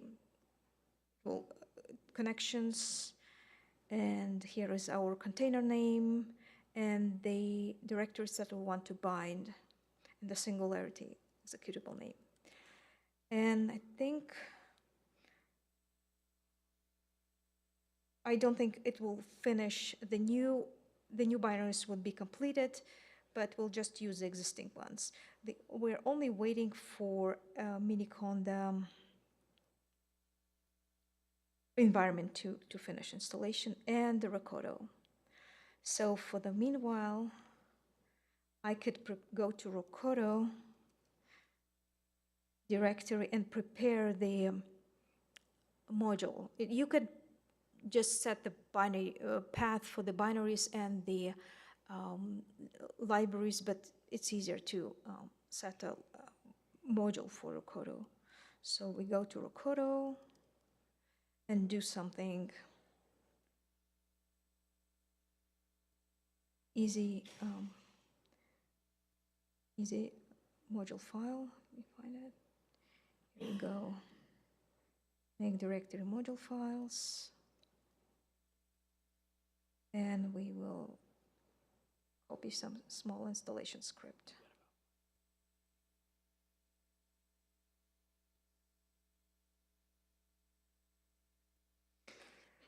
So when the Rokoto will finish building, it's close to being done, it will be invoked like module load.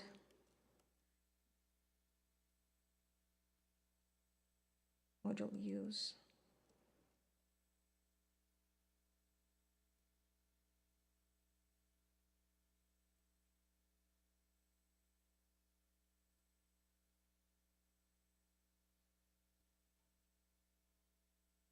That's what in there. So it will have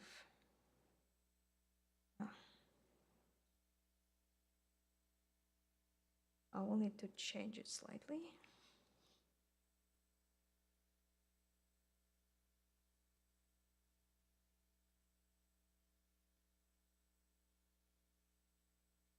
That's a different Rokoto. It's within the container. We want to use the one that is available locally. So if we go to module files,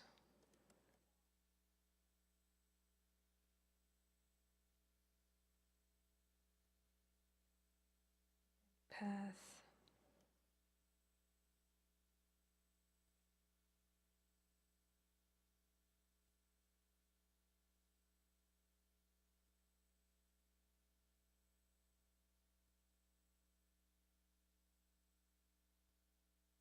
and that's it. Do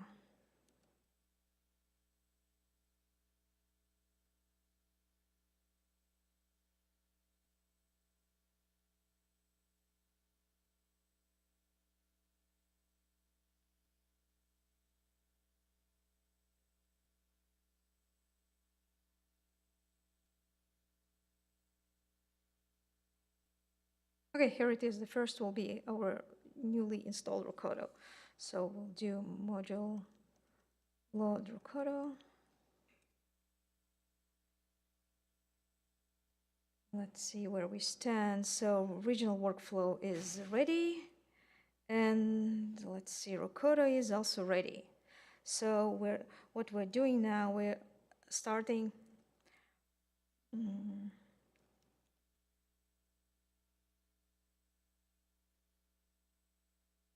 We need to change the workflow singularity module that will be used during the run. And I'll also be using the prepared one.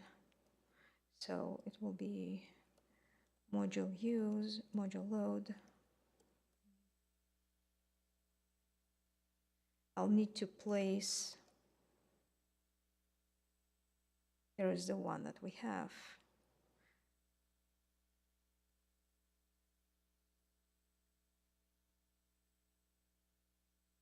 Singularity, and I'll replace it by the prepared one.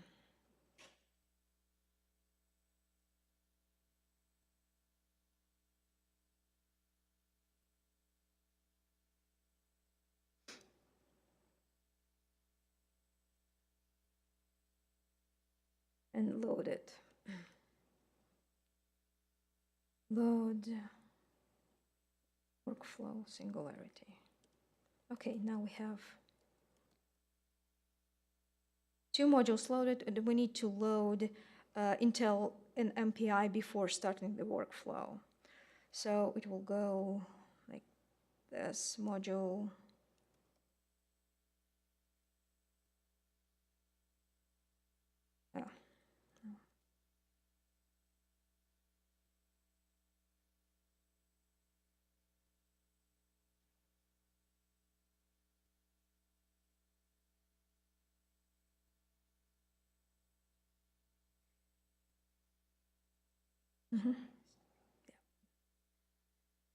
Okay, so now we are ready to start regional workflow content environment from which we'll be submitting the workflow. And module.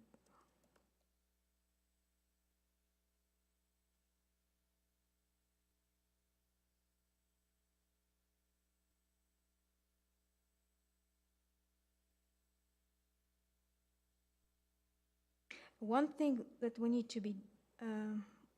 to do before starting the workflow is to add some Python path to the scripts.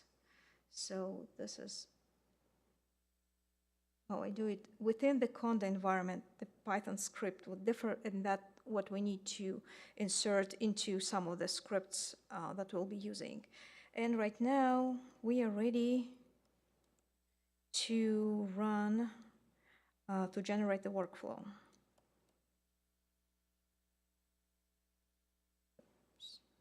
Okay.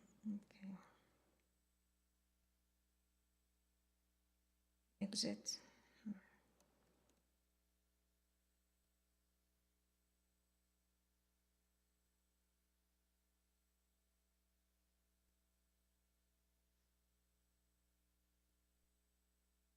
Module.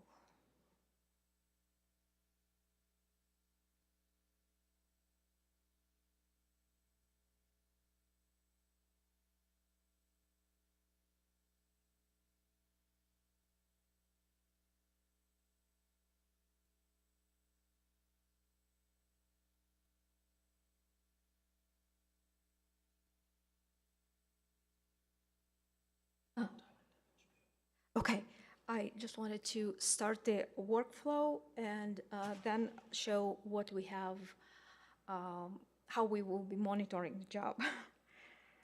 So I will be only loading Rocoto and input files, Intel compilers.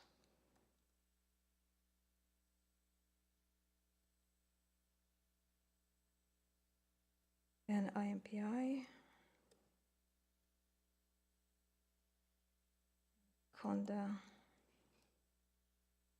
regional workflow.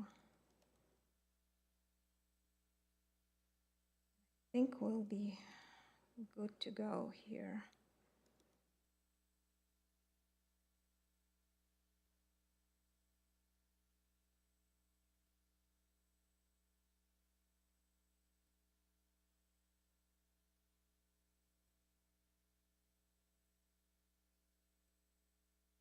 Regional. I'm checking that we do have a path. Okay, we don't have a path here. Let's see. We'll need to. Last thing, I found where the problem was initially. Oh.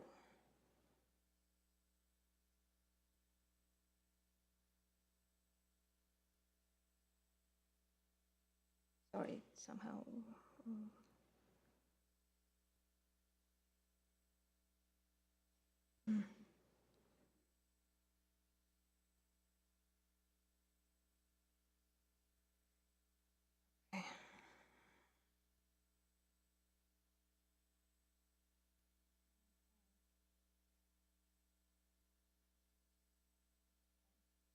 Path.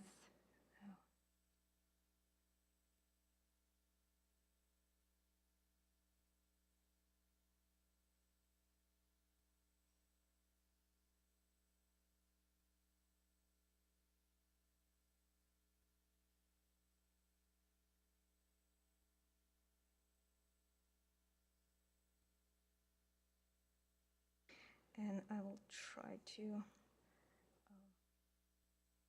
Hey, Natalie, we really need to move on to the next session. We're already about 5 minutes over. Okay. Yeah. Okay, it's the last step was to activate the regional workflow, which will be run to generate the workflow by going to OSH and generate. Oh, but I had some issue with having the Python environment. It's a one step.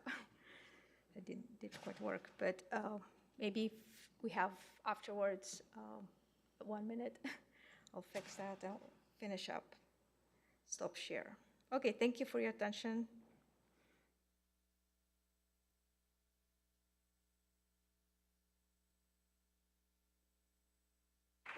Okay. All right, Natalie, thanks a lot.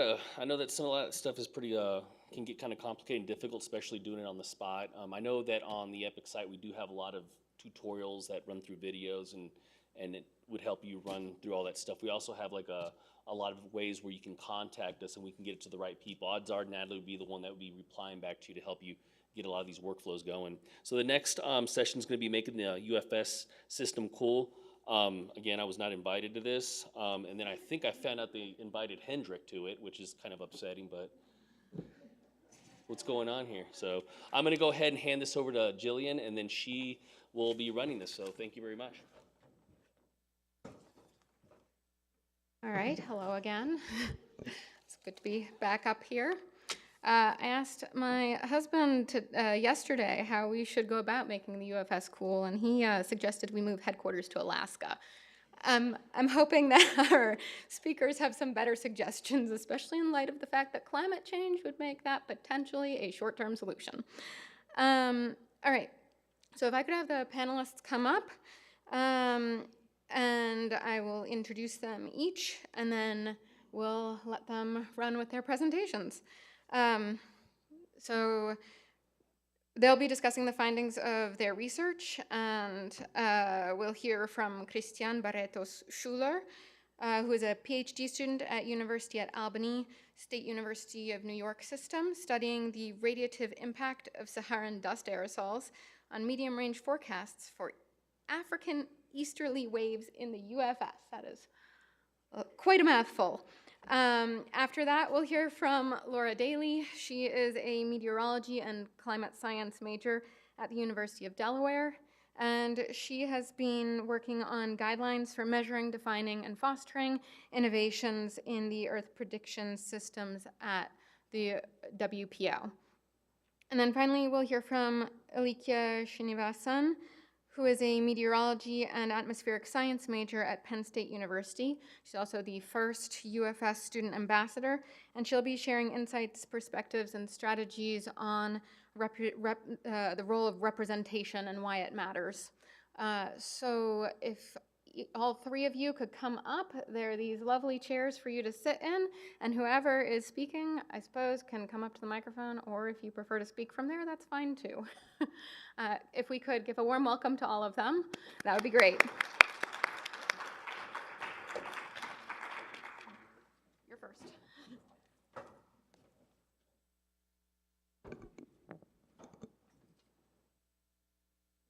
I'm Barreto Schuler, a graduate student at UAlbany. Well, the title is a bit big, but I'm going, my research is focused on investigating the radiative impact of the Sahara dust over the African easterly wave. We are interested in using the UFS model.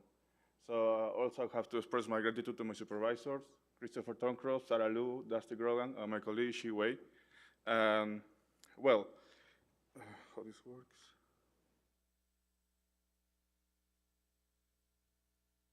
Sorry.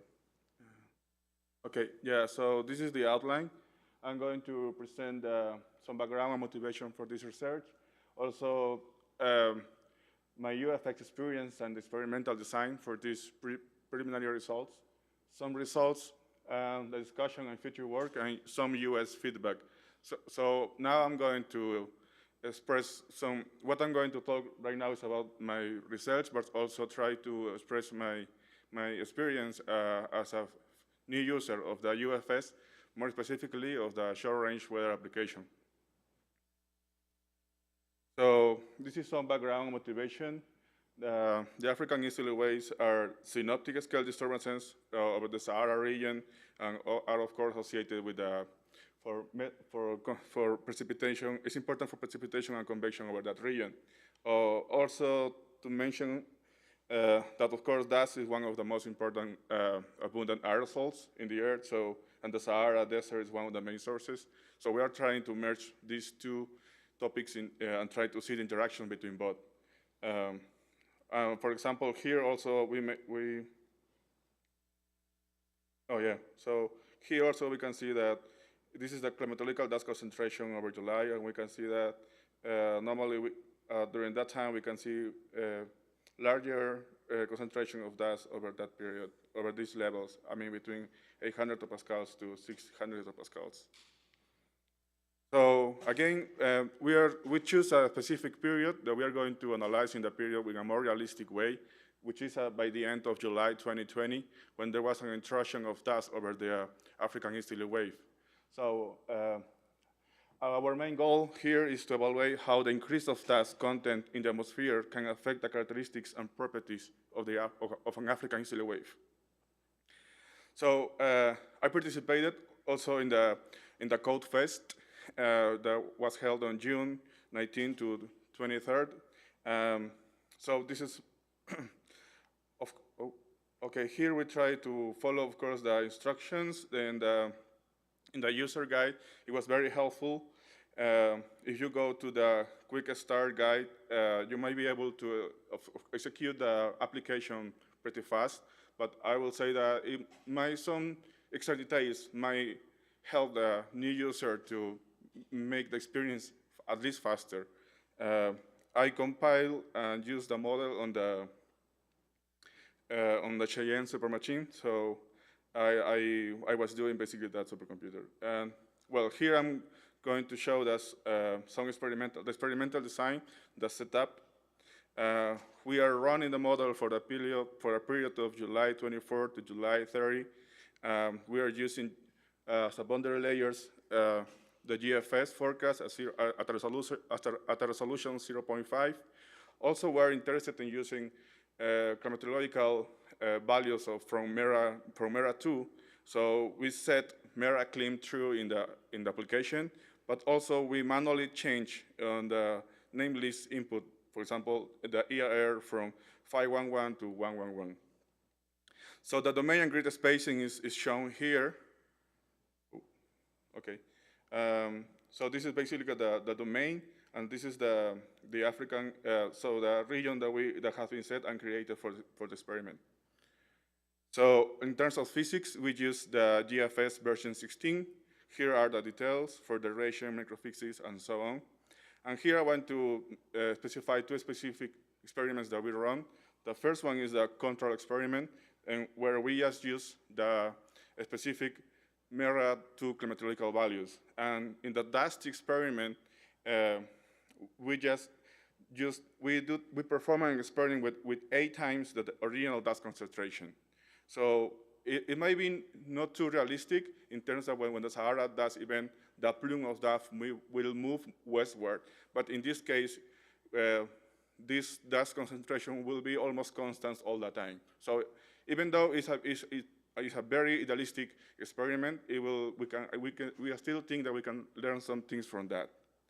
So this is, for example, how it looks, the AOD over the whole experiment. This is a time average in the control experiment and in the dust experiment. And we can see that also this reminds in some way an African easterly wave, a huge event also that happened, and I think this happened in June 2020. So I'm not going to go too much in details, but at least in a dusty environment, we can see that we might find some differences in the structure of the trough and the meridional winds. As we can see here in this whole model for the control experiment and also for the dusty experiment. We might also find some differences in the cyclonic vorticity along the African easterly wave trough. Just to highlight, we are interested specifically in this wave. It's a bit tricky. Sorry. Okay, we are interested mostly in this wave. We are having trying to follow that, and we can see that at least some over the dust experiment, this or the dust experiment, this cyclonic vorticity is increased, but in some others, it might not be necessarily the same thing. So we are still trying to make some more research on that. Also, there might be some differences on the outgoing long-range radiation. Again, here, just a couple of synoptic maps. We can see the divergence, diffluence, confluence patterns might change a bit if we increase the dust concentration in the environment. Here also, how the particle profiles might change. This is when the African easterly wave is in land, and this is when the African easterly wave is over the ocean. So we can see that at both situations, the temperature might be a bit higher over the region where the dust concentration has been increased mostly. But one is the African easterly wave in land. There are not too much difference between both experiments and the lower troposphere. So finally, I would like to mention that we also try to see how the meridional temperature gradient has been changing in the lower troposphere. So here we see the temporal evolution of the control experiment in black and the dust experiment in red. So we can see that normally when we increase the dust, the Sahara region, of course, the temperature over that region will have lower temperatures, and the temperature gradient is decreased. So at the end, we have less westward winds around the jet stream and so on in the African easterly wave. Here we can see in positive colors in red and brown, which means the westward wind is less in a dust experiment. So we believe that creates a more meandering circulation. But of course, this is in an idealized experiment. Some preliminary results and future work. Again, idealized UFS experiments were conducted, and the dust experiment exhibit the following features. I just want to recap this. The wave structure looks more defined in the dust experiment. More cyclonic vorticity along the African easterly wave has been identified, at least in one of the waves. Also, the generated less meridional temperature gradient in the lower troposphere lead to less westward winds around the African easterly jet. And also colder and warmer temperatures are seen at the levels of the lower troposphere and upper troposphere correspondingly once the wave is over the Atlantic Ocean.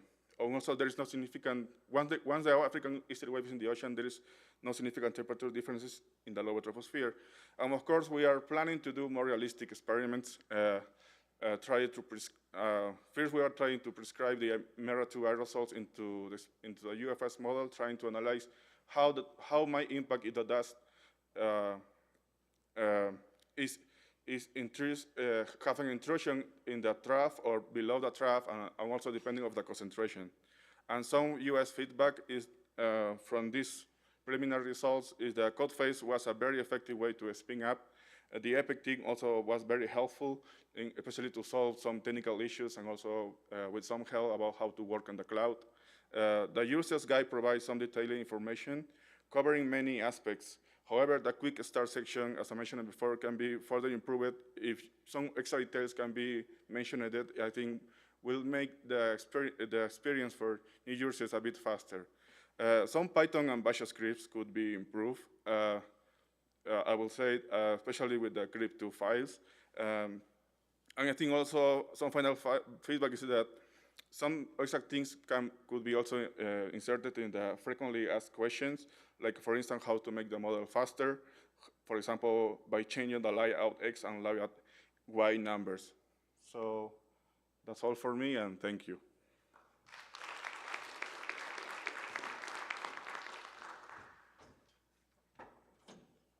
Thank you, Christian. Now we'll hear from Laura Daly.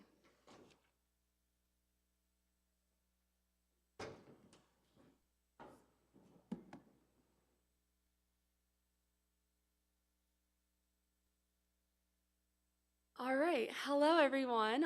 First, I just want to say thank you for being here. I know it's the end of a long week and we're powering through, but I really appreciate everyone listening in. My name's Laura Daly, and this summer I have been developing guidelines for defining, measuring, and fostering innovations in Earth prediction systems at NOAA's Weather Program Office.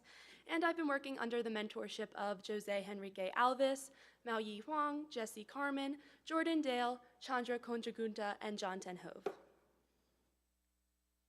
All right, starting off a little bit more about me. I'm a senior at the University of Delaware, and I'm currently studying meteorology and climate science.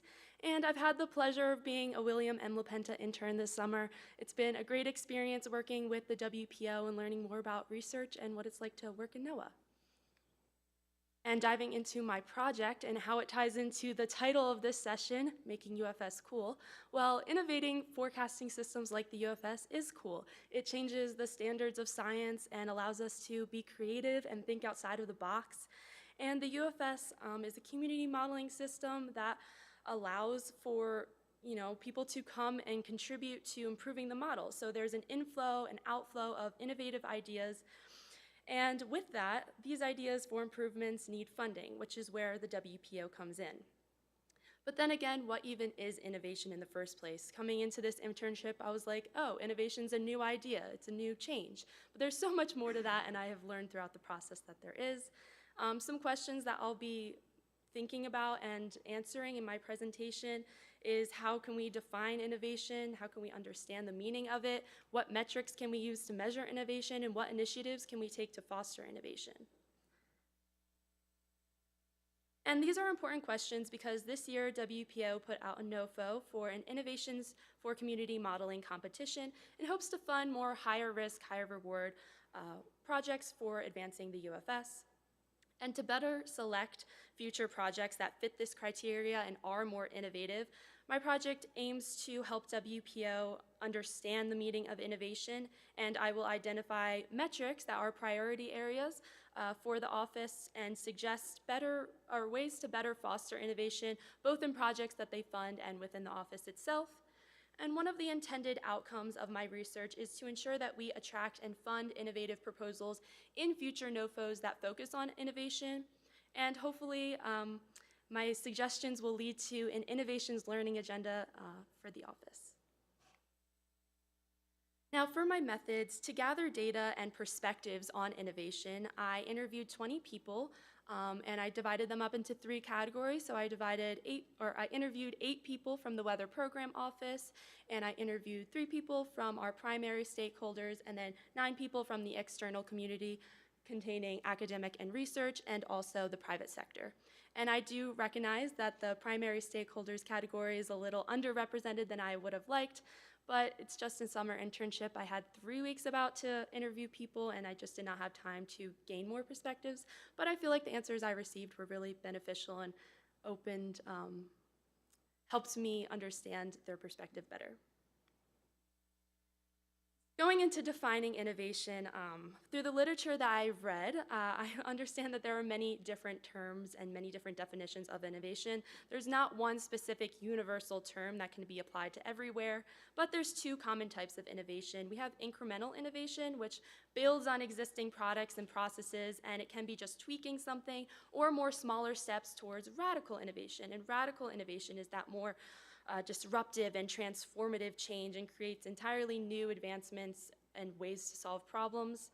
And WPO does lead initiatives and fund on that whole innovation spectrum, but again, this year they really pushed for funding more higher risk, higher reward ideas. But where on the scale, innovation scale in general, does innovation belong in WPO? Well, based on my responses, I have seen some main similarities and main differences. So diving into the similarities, innovation is a new idea that provides value, that part is important, provides value to an existing problem, and that was in its simplest form a common thread throughout all of my responses. And innovation, there's opportunity for innovation at all steps and all readiness levels. There's not always going to be innovation in all readiness levels, but there is opportunity for it. And then also a common point that stood out in all of my interviews were that innovation and risk go hand in hand. You can't have one without the other. Now, some main differences. There was a little bit of a debate. Some people think that in WPO, innovative proposals should be brand new and a disruptive change, and some think innovative proposals should be more smaller and incremental change. And what should be and what's more realistic, there's also a fine line there, so that there was some debate between, there wasn't a common way that people thought innovative proposals should be in WPO. Also, our program managers each view innovation in their work differently because they are using innovations differently depending on what they're working on. And innovation value changes between the different sectors, and the idea is reflected more in the next slide. So each sector in the weather enterprise perceives and values innovation differently. So starting off with the government, and by the government, my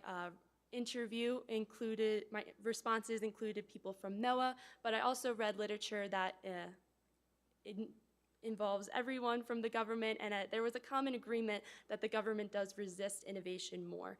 And there is some reasoning behind this. Their mission, protecting life and property, it has priorities, and they don't have enough resources like time or money or people to spend on trying to create something new and be more innovative. And this can lead to a more risk-averse culture where people are afraid to take those risks when they have other priorities. And then in academia, research is always going to be a new idea. It's always going to be somewhere on the innovative spectrum, but professors are the ones who will be training the new generation of scientists to think more innovatively. And then in the private sector, innovations are really the lifeblood of industry. They are the center core to keep them going. But they are able to do this because the teams are smaller, they're more flexible. And one quote that stood out to me from Mark Brooks, who works in the private sector from FMC Ventures, said, "When you're trying new things, you're going to fail. If you're not failing, you're not learning. And if you're not afraid, you're not thinking big enough." And I feel like that quote was pretty representative of the mindset of the private sector. Now, although there are different perspectives in the weather enterprise, WPO provides a unique platform to reconcile the needs and interests of the three sectors. So what I've learned from my interviews with people in the WPO and my own thoughts, there's a common agreement that an innovative research project is one that is a new concept, method, or strategy that does provide value towards improving Earth prediction systems. And it's also going to have to be a priority for WPO and its end users like the National Weather Service or the UFS community. And it's not limited to one certain readiness level. There's opportunity for innovation at all of them. And it also ranges from this scale of lower risk to higher risk innovation. But again, WPO is now recognizing the need for higher risk, higher reward projects to be implemented in NOAA and funded. Moving on to measuring innovation, how do we measure an abstract idea more so? So I've done a little bit of a literature review and discovered some ways that other people have visualized innovation metrics and also have learned about different categories that innovation metrics could fall under. And this summer, based on my responses and everything that I've learned, I've designed some priority metrics for WPO, and I've divided them into two different categories. So we have organizational metrics, more general metrics to encourage innovation in WPO. So we have progress report metrics for awardees. Now this is important because we don't want to ensure that the awardee has a deliverable success and making sure that they are making something work that will work and that can be implemented at each milestone, but more so just keeping in touch about any trials and errors, what didn't work and what did, making sure that they are not uncomfortable with taking those risks, and what are their plans to reevaluate problems if they did encounter any. Also, how does the WPO manage their budget on higher risk proposals, because it is important and it should be definitely definitely a priority. Also, the diversity of awardees, that's very important because we want to make sure that the research proposal comes from a person with a unique experience compared to the other applicants. We don't want all the proposals coming from the same place and the same people. And then some specific innovation metrics for NOFOs. So when we're reviewing and selecting awards, the mission value, does it contribute to WPO's mission? Time to transition, will the proposal be new and innovative by the time it gets into operations, but will it not be too quick that no one is ready for the transition? The cost benefit or the user benefit, is the change able to be valuable for a broader group of people, and will they be able to learn and use it? The cost benefit, is the potential worth the cost, and risk metrics. So it should be proven to have potential, but not already proven to succeed. Where on the risk scale does it lie? Now, fostering innovation. So out of the responses I've seen, I have divided initiatives that WPO can take into 3 different categories. So we have increasing inclusivity, diversity, and collaboration, ways to conquer risk aversion, and also ways to encourage and accelerate innovation. And starting off with inclusivity, inclusivity and review criteria is definitely important. Helping applicants who might have never applied before understand and not be discouraged from applying and sharing their new ideas, so helping them with the paperwork process that does come with funding opportunities.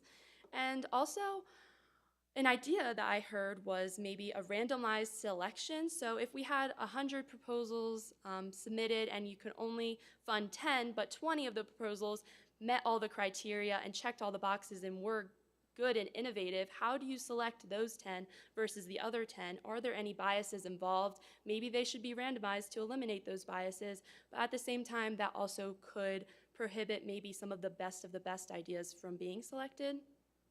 And then diversity in reviewers. So making sure we have a broad reviewer group. They should be from diverse backgrounds and scientific expertise, and making sure that we have unique perspectives, having an input on what proposals are selected. And when you have a broader group of reviewers, there is sometimes a cognitive distance between each other, so we want to make sure that the reviewers are having a common language being shared amongst each other, and that common language being shared amongst each other, and helping them understand each other. And then collaboration with decision makers, making sure that you are collaborating with other offices and understanding what they're doing. And also, nowadays, does being remote diminish innovation? So there's not that casual toss back and forth of ideas that maybe being in person would improve upon. Conquering risk aversion. So cultural change is definitely at the root of this. You should expect employees to innovate and embrace failure as a necessary step. People have an innate fear of failure because we don't want to disappoint those who fund us. So in academia, that could be someone like the WPO, or for us, the government who gives us money, we don't want to give them a list of things that doesn't work. But at the end of the day, there's always some value in what you learn, and it will keep people from trying the idea again, and it will teach people what doesn't work to discover what will work. And also, an important thing I think from this slide is to develop a debrief culture where you talk about ideas and whether it's good or bad, understand what went wrong, why it didn't work. And then some ways to encourage and accelerate innovation. So continuing the efforts of an open source and science environment to gain unique perspectives and get more innovative ideas. Also building a public, private, and academic partnership, and recognizing the benefits that come from each different sector and working towards a common goal. And some things to consider are a common test bed where researchers can come and test their own ideas, and the ways we fund projects. Should it be through competitive funding, or should it be through prize challenges, per se? Now, the majority of respondents still think they have a long way to go to being innovative. So some ways to fix this mindset block was to encourage employees to spend maybe 20% of their time working on a project that is more risky and might not have immediate results. And also some inspiration for an innovative mindset. So think about why the default and the standard exists in the first place. And as Bill LaPenta once said, you have to be comfortable with the uncomfortable, and taking risks and being innovative can be uncomfortable.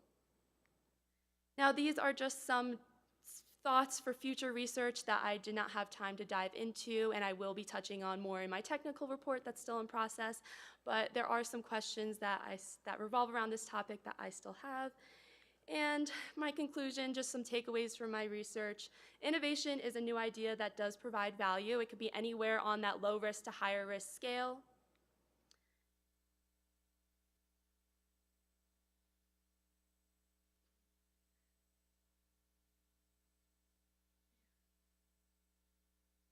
Okay, anyways, okay, there we go. So also we need to have some innovation metrics to determine what priority areas and how to fund innovative proposals and measure how well WPO is doing at being innovative. And I have listed, okay. I have listed some just main ideas that I think can foster innovation and some initiatives that WPO can take. Anyways, thank you so much for all listening. I really appreciate it. And if you have any questions or suggestions, I think we're answering those at the end, and I would love to hear them.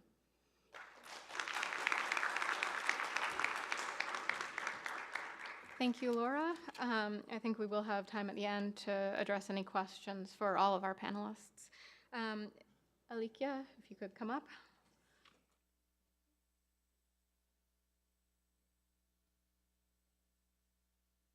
All right, hi everyone. My name is Alikia Srinivasan, and I'm presenting Representation Matters, Insights, Strategies, and Perspectives from the inaugural UFS/EPIC Student Ambassador, and I'm under the mentorship of Jennifer Vaught, Krishna Kumar, Maoyi Huang, and Neil Jacobs. So some background information about me is that I'm one of the 2023 William M. LaPenta interns this summer. I'm also the first student ambassador for the Unified Forecast System. I'm currently a rising senior at Penn State University studying meteorology and atmospheric science, and I'm super excited to share my summer research with you all at the UIFCW 2023. Also on top of this, unfortunately, I never had the opportunity to meet Bill LaPenta, but it is really an honor to be continuing his legacy with this open source collaboration and one of the last projects that he worked on. So what is the role of the UFS/EPIC Student Ambassador? One of the main things that I've been working on is advocating for community engagement in academia by evaluating technological advancements and UFS tutorials that are placed into the academic setting. I will be determining and measuring this usability factor for usability in an academic setting and an academic environment. I'll be utilizing innovative outreach methods and technology to support and promote this community collaboration and open source code across the weather enterprise. And I'll also be providing a personal student perspective on all of my insights for how we can improve UFS student engagement and stakeholder engagement. So what is the Earth Prediction Innovation Center, also known as EPIC? Some of the general building blocks include successfully providing user support. Do the users feel seen, and are they involved with the procedures of improving and updating the UFS community? Community outreach, performing innovative methods of university outreach and student outreach to make sure that we are hearing every single one of our individuals in the community. Supporting innovative research, not just looking at higher readiness levels, but also low readiness levels where more innovative research might be taking place in the academic community. Looking at adaptable software and technological resources, so evaluating what the UFS currently has and seeing how it can be adapted into an academic setting, and if students and more inexperienced programmers can be able to follow along. Maintaining a diverse user database, I think this is one of the most important aspects, and maintaining that stakeholder engagement so everyone feels seen and EPIC and the UFS teams are doing their job. So what is the Unified Forecast System? The UFS is a coupled community-based Earth modeling system, and we encourage collaboration and acceleration from research to operations. So looking at both high and low readiness level research, and all of this code can be accessed through both public and private code repositories located on GitHub, and anyone can access this both inside and outside of NOAA. So part of my project incorporated two main pieces. The first one is the technical report, and the second one is the UFS student engagement plan. So what does the technical report involve? Successfully providing user support and making sure that users are all at the same place and they know what they're supposed to be doing, and we're ensuring that they know what they're supposed to be doing. Adapting software and technological resources, so this is evaluating our current tutorials and making sure that they can be adapted into an academic setting. And this will be funneled into my technical report involving the short-range weather and land DA applications. Also along with this, the community outreach, innovative research, and a diverse user database will all be funneled into my engagement plan, where I'll be including some personal student perspectives, my innovative outreach methods for universities and students alike, and talking about how we can promote this into the future and adapt into an academic environment. So community engagement. How did I go about creating this engagement plan? It's still in progress, and I'm looking at it through 3 different phases. The first phase includes a student perspective on both programming and numerical weather prediction. Have I experienced it, and how would I promote experiencing it in the future? some general information from the UIFCW 2022 report, acknowledging the issues that we experienced last summer at the first annual conference and how we have advanced and improved on those issues now. Phase 2 will include my innovative research to universities, contacting professors and department heads about how they are engaging students with their software, if they're having any issues with their software, and if they would like to become more involved with the UFS in the future. And phase 3 contains contacting students actually attending the UIFCW 2023 and seeing how they feel about representing academia in a space such as this one, where the UFS is so in the spotlight and the students are put in the spotlight as well. So how did I go about actually contacting the universities and students themselves? So my community outreach plan consisted of designing email drafts, making sure that all of my information was contained in the same place. Also, within that email, I created a document called How the UFS Benefits Academia. This consists of general information about the Unified Forecast System and how it will benefit academia and prepare students for the workforce. So this is all incorporated into one document and included in that same email. My third step was creating that list of universities and students which would be important to contact and make sure that we hear their feedback. And the fourth step was the creation of questions, making sure that my concerns were acknowledged and asked in question format and organized format, sending emails to universities and students, so this was the outreach portion, and then finally receiving that innovative feedback for my project. So university outreach. Some of the general questions that I asked universities included, how has your curriculum and your program already incorporated UFS or NWP into your curriculum? Do you have any software requirements, and do you need any help with any software issues you might be having? Are there any obstacles that you've encountered? Would you be interested in a UFS roadshow, such as live in-person demonstrations or online tutorials? Some of the feedback I received included there was a lot of interest in receiving these UFS tutorials and demonstrations, and I think this is a great piece of information to receive because that we know that we're opening that doorway to greater stakeholder engagement. There are mentions of both undergrad and grad programs having experience with NWP, and some of these might be electives or optional courses, so students might not have as much of an incentive to take them. Python was seen as the most commonly used programming language, so we are moving more towards Python and away from Fortran as we appeal to these younger generations, and as we close the gap between academic research and software advancements. So one of the thoughts that stuck out to me was that EPIC needs to close the gap between software advancements and academic research and make sure that both components are moving and working together. So the student outreach component, this is also still in progress. Some of the general questions I asked students who attended this conference: what, if any, is your experience with the UFS? Are you familiar with it? Do you want to learn more? Do you wish that there were any programs in your university that you wish your university offered? And what do you hope from being able to represent academia at a conference such as this, where there are mostly mid-career professionals and not a lot of students? So how do you hope to represent academia in a place like this? And some of the feedback I received is that there was little experience with NWP or UFS, but they do want UFS training courses and coding classes and all of these materials that will help them further their knowledge in the UFS community. There was a few mentions of WRF along with UFS. Some students had experience and some didn't have as much experience. And I think the most important part is the representation of academia. We need to uplift student voices, and this was a common theme among the feedbacks I received. Learning about current research and staying up to date with what's currently going on in the scientific community, and discussion of the progression of academic research and how it relates to software advancements. So some of my general insights included that students want to be heard.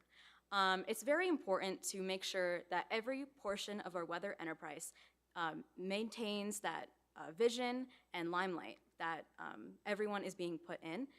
To reach younger generations, being more available on social media platforms. This is where you'll find most of the younger generation, so we could definitely create some UFS social media platforms to reach them more efficiently.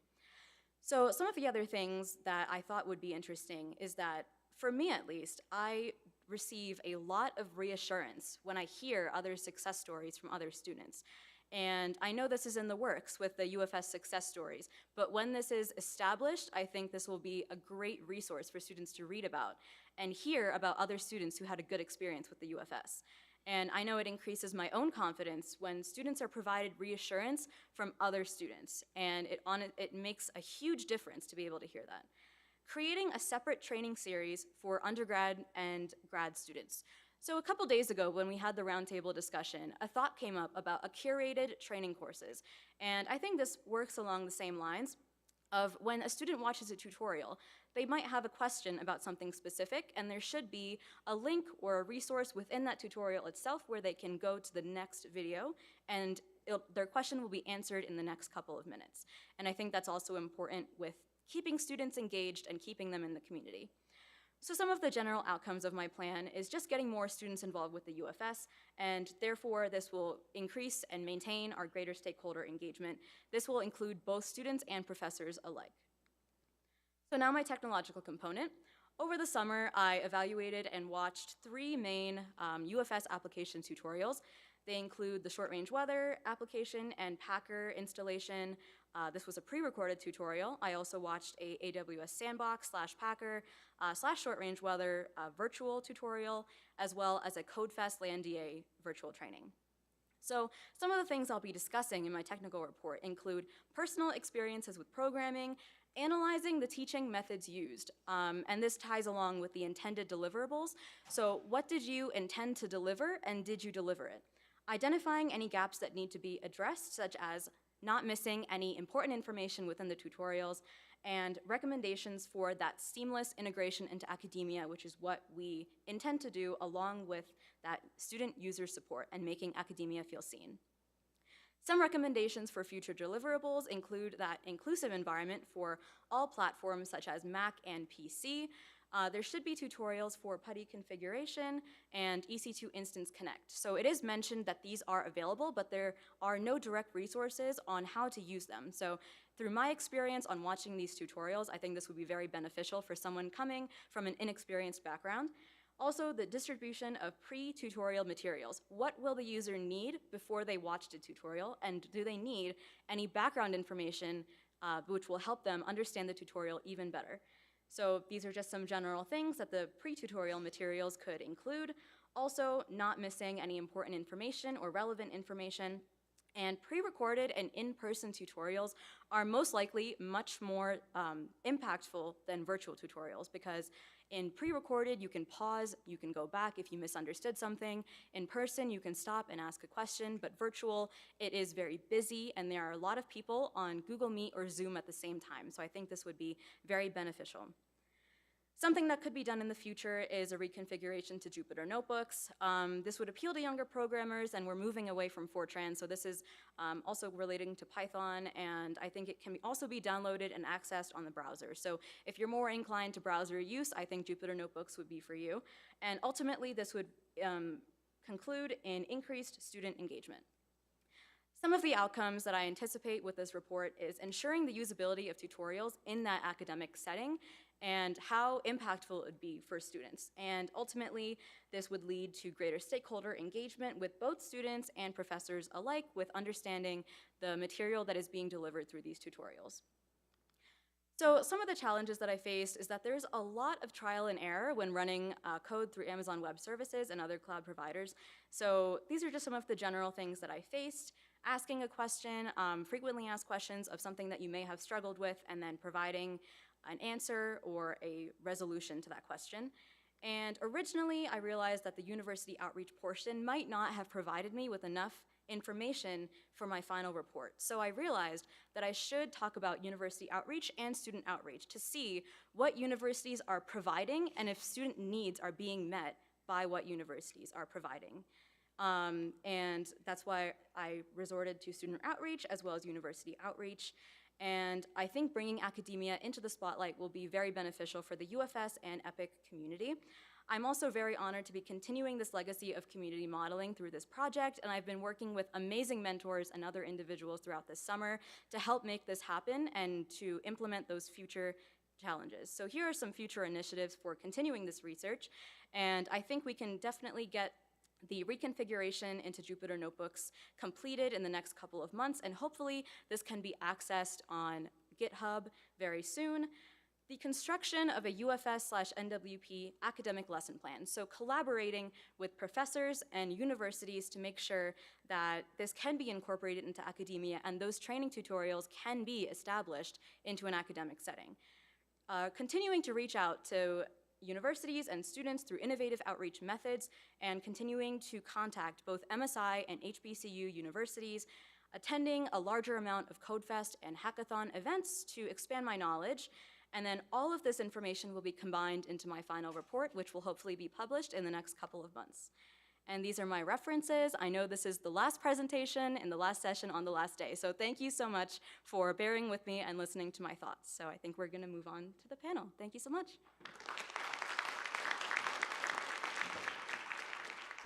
Thank you all. We have about 10 minutes for questions, so I invite anyone to come up and ask our student researchers. Hendrik Tolman, looking cool. Hey, Aaron, you should be more in character for this meeting. That's why we're not invited.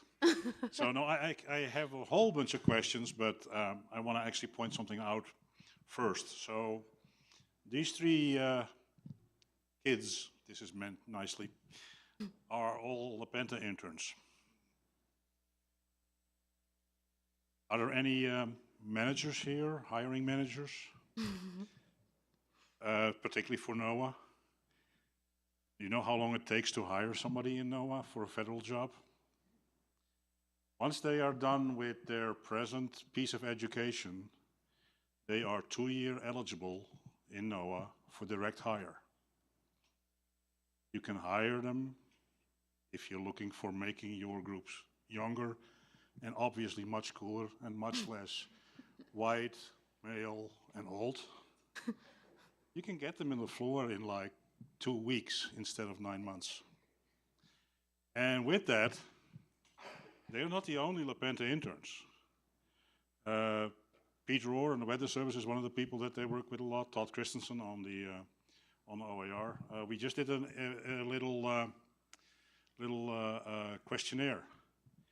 There are 76 former Lapenta interns that are eligible for direct hire that are interested to work with the Weather Service, or NOAA, or fisheries, or anything. So, NOS, fishes, NESDIS.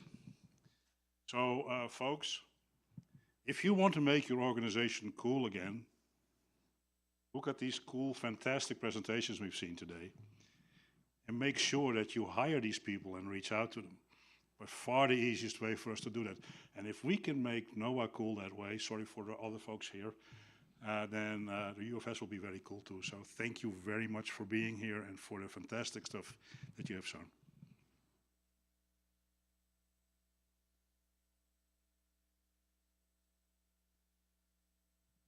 I just wanted to thank you for your talks. These should have been first, and probably the only talks, really, to be honest. If anyone hasn't seen Bill Lapenta's presentation at the EPIC workshop that was recorded, you should watch it. We're really fortunate that it was recorded, and I go back and watch that video periodically, maybe a couple times a year, just to sort of ground truth how far we've come and how closely aligned we actually still are with his vision that he laid out. It's pretty impressive. One of the things that I wanted to ask the panel is there's clearly a stigma with failure. How do you overcome that? How do you reward people for failing? This is something that is almost second nature in the startup world. Failures accepted. In venture capital and private investment, they expect things to fail. Most of your early stage investors think 1 out of 10 is a success. How do we bring that sort of mindset to science, particularly in science that's either in government or funded by government? And just to be clear, there's a little button to press on the microphones. You should be about 4 to 6 inches away when you speak. Who wants to take it away? Hello. Okay, yes.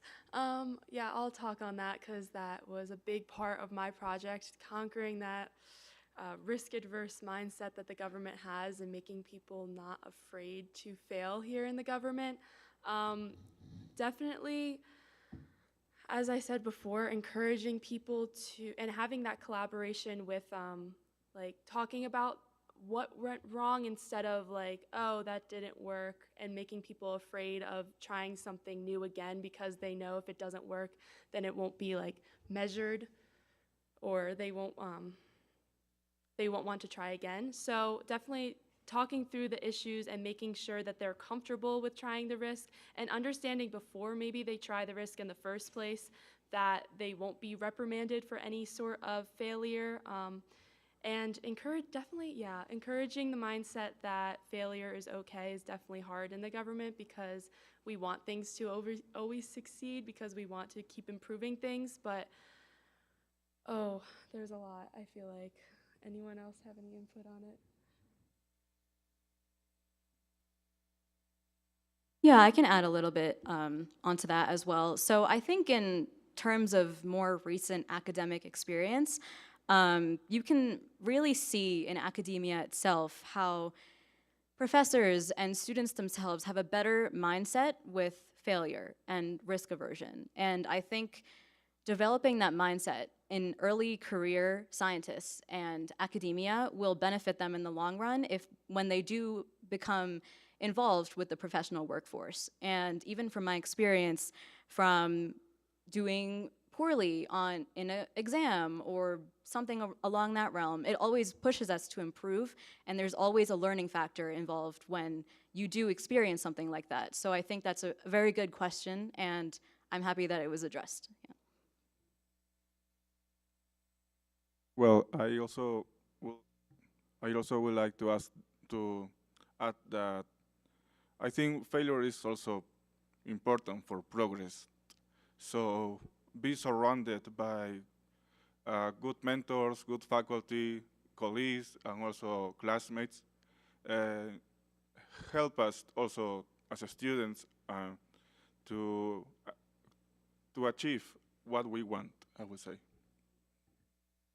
Yeah, and tying back into that, I think it does go back to leadership and having an environment that's nurturing and accepting of innovations and accepting of taking those risks, even if it doesn't have a measurable success or something that will work.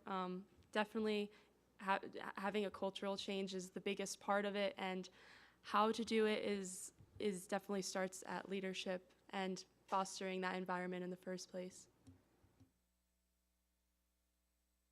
Sorry, I got one more and then I'll. I completely agree. I think that as part of innovation, we need to learn to accept failure as part of the process. And really, almost nothing else matters unless we can get past that.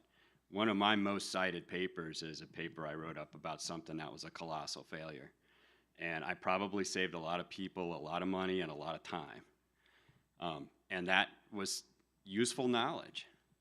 So one other maybe it's a quick question for me to ask. It's probably not a quick one to answer, but making things cool. One of the things, and this is coming from someone who hates all forms of social media, that I've noticed on the internet is an obsession with weather. There's all these different social media influencers or bloggers, and most of them are knuckleheads with no science degrees whatsoever. And they are now the de facto experts in weather forecasting, apparently. And all they do is show model output, and they have millions of followers. There's got to be a way to draw a line between that and actual real science and people getting degrees and stuff that they clearly think is cool. Otherwise, they wouldn't be obsessing over it on YouTube and Twitter. How do we bridge that gap?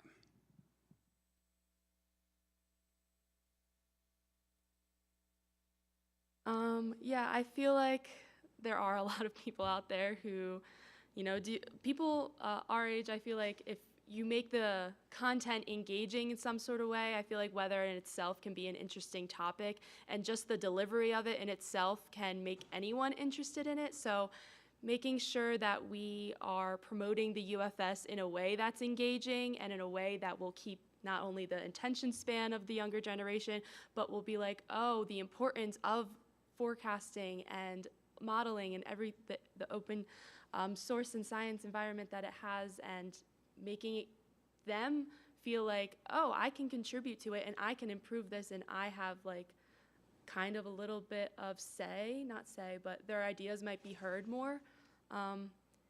And again, yeah, social media is a great place to do that. I do agree with our generation. I think if it's okay, Jen, can we take like an extra 5 minutes since we started late? Thanks. All right, so we have about 5 minutes, and I think at least one, maybe two more questions. Okay, so brief questions, brief responses, please. Okay. So, Neil just talked about how to make this cool. My question is about how to make it easy. And so it was great to see two of you, running or working through the tutorials, running the UFS. What's the most important ways we can lower that barrier to entry? I know EPIC's doing a lot in terms of providing tutorials and a bunch of different ways you can get access to the SRW and infrastructure as code and all this other stuff. But from your experiences or your interviews, like what's like the number one or two things to lower that barrier to entry for the UFS? Thanks. Well, as a new user of the UFS, I would say that something that can be done in order to make the experience a bit faster is to have some more explicit examples in the tutorials. Also, some videos are necessary, but also it will be also if that can be split in some specific sections. Some extra details also, like in the quick start section, at least for my experience, may help at least new users that, for example, not all the new users will have the same background, even working HP systems in the cloud or so on. So I think sometimes maybe some things might be things that is obvious, but not necessary for everybody. Yeah, I agree with that. It seemed like a lot of the information being portrayed through those tutorials was very obvious for mid-career professionals compared to inexperienced users. So we really need to look at how these tutorials can be accessible for any experience level. Along with that, I think students receive the majority of their information through their universities, and it could be a really cool idea to have a UFS representative, whether it be a student or a professor at universities where these students are at, and having that option for them to reach out to and share their knowledge with at their university itself. I think this could also be really a good option with incorporating the lesson plans into academia as well, and having that resource right there for students so they don't have to look too far to learn more about the UFS. And ultimately that will improve their readiness for the workforce and programming experience with if they want to go into research or anything along that line. So I think outreach starts with universities, and the spreading of information begins with the universities themselves. Stefan? Hi, my name is Stefan Gary from Parallel Works, and I'm really impressed by your work and suggestions. And really, I just have a comment about kind of the vocabulary that we use to describe failure. When I hear the word failure, it really hurts. I think back to being a student. And as kind of in Neil's example, if we use maybe a different word to describe it, that might really help the community engage. For example, Neil's work is like a new data point. It might not necessarily be a failure. So Discovery. What? I think of it as discovery. Or discovery, yeah. So anyway, thank you. Okay, one more question. Excellent. Okay, so do you guys, these tutorials, are there any YouTube videos for them? Or Instagram Reels or anything like that? I don't do TikTok, so I don't speak it. Are there?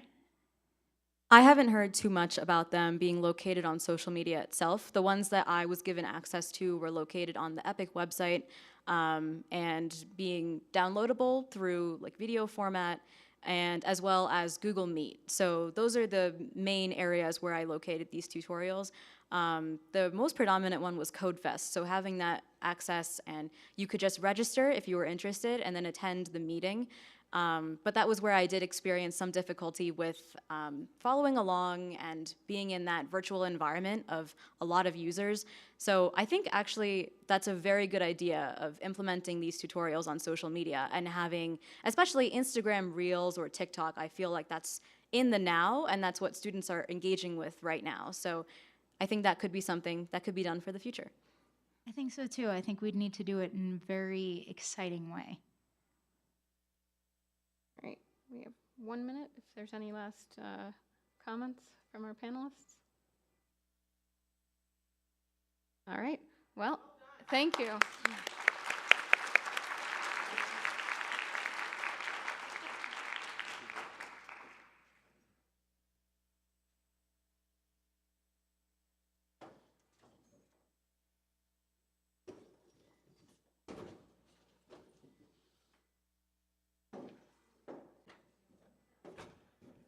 All right, yeah, that was a pretty awesome session, just kind of hearing and getting some ideas of what is happening with the, people who are starting their careers and what would motivate them to pursue their career like further into what we're working on. With that being said, we got to make a quick phone check. So if you have a phone, like, can you lift it up real quick? Does everybody have a phone? Like, you have your phones? We're good?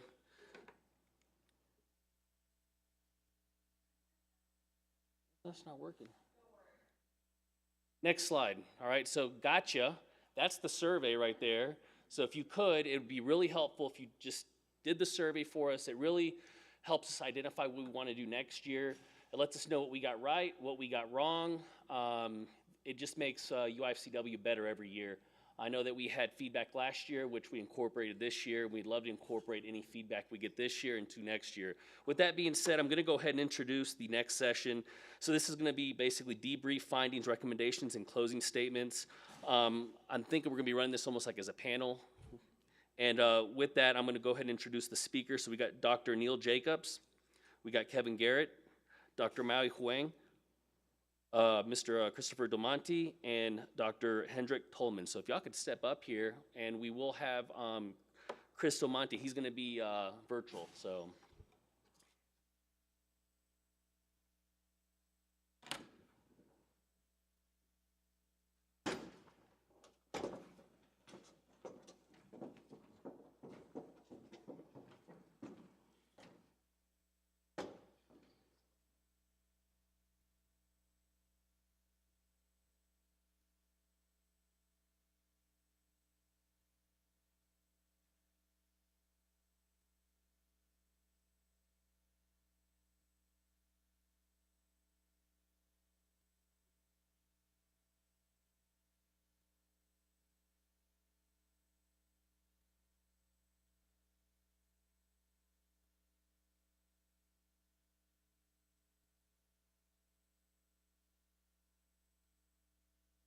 All right, I'll start. First of all, I just want to thank everybody for coming out this week. This was awesome. A big shout out to the organizers and the tech support and everyone who actually made this happen. It was quite the heavy lift, so thank you.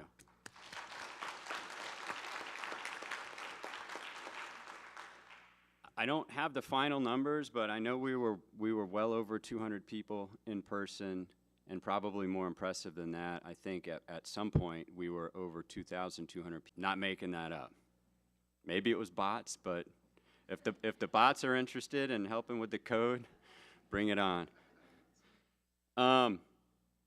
In no particular order, like I just said, I think that outreach, engagement, and branding is going to make or break the success of this entire community modeling effort, because otherwise it's just going to be the same people giving the same talks to the same people. We need to grow the community. I don't know exactly how to do that, but I know that they won't show any interest unless we figure out how to make this exciting and relatable to them. And by them, I mean the next generation of people who are going to take over where we're leaving off.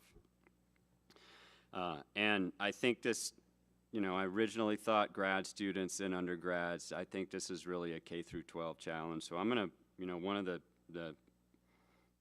deliverables on my end is engaging AMS with their group for the K through 12, educating the teachers, and see if we can use them as a resource to get some information out there. Coming up with ideas on fun things to do with the model, games, stuff like that. I mean, this may seem silly, but when I learned MM5 and WRF, what I love to do was go in there and put in ridiculously stupid perturbations just to see how ridiculous I could make the model output perform. That was, I mean, I guess that's a lame source of entertainment, but I thought it was cool. Governance, I think, is going to be a huge challenge. I'm optimistic that we'll get the community modeling board stood up at some point in the near future, and they'll be helping with a lot of the decision-making processes. But we can see clearly from some of the spirited debates we had this week that there will be decisions that need to be made. And as part of this advancement in innovation, there will likely be winners and losers, and that's just how things evolve. And whether or not it's successful, in my opinion, is if everyone at the end of the day can say the process was open and transparent and fair. And yeah, I'm not happy my whatever it was didn't win out, but at least it was a fair process. And that's key to the governance. Public cloud, I think, is essential in this because it does two things. It opens access to a lot of the community that doesn't necessarily have the ability to log into any particular HPC, so working with the commercial cloud service providers is essential. The thing that they bring to the table, in addition to the latest and greatest interconnects and processors and architectures, is also the ability to scale out and do a lot of this development work in parallel, but more importantly, in a transparent, open setting so that everyone else can see how everyone else's work is verifying and performing. Code management, I think, is going to be another challenge. We've seen certain situations where code has diverged too far to bring things back together. I think that solving those problems is next to impossible, but avoiding those problems is probably relatively simple, but we have to get out in front of it from a code management perspective. Part of this might mean supporting multiple die cores. I don't necessarily have an allegiance to anyone, but if we can't have one that is the best performing at all different resolutions and scales, then maybe we support more. I think we should build in that capability anyway because we need to be ready for what comes next. And there's always going to be something that comes next. And if it's a colossal hassle to integrate any kind of new idea or new framework or new innovation, then we failed at having a very efficient community model. Data assimilation, I think, is probably the single most thing we could focus on to really move the needle as far as improving the skill. I think that that's probably been discussed at length, but how we pull that off with JEDI, I think is just going to be a lot of work, a lot of coordination. JCSDA has to answer to a lot more stakeholders than the UFS might right now.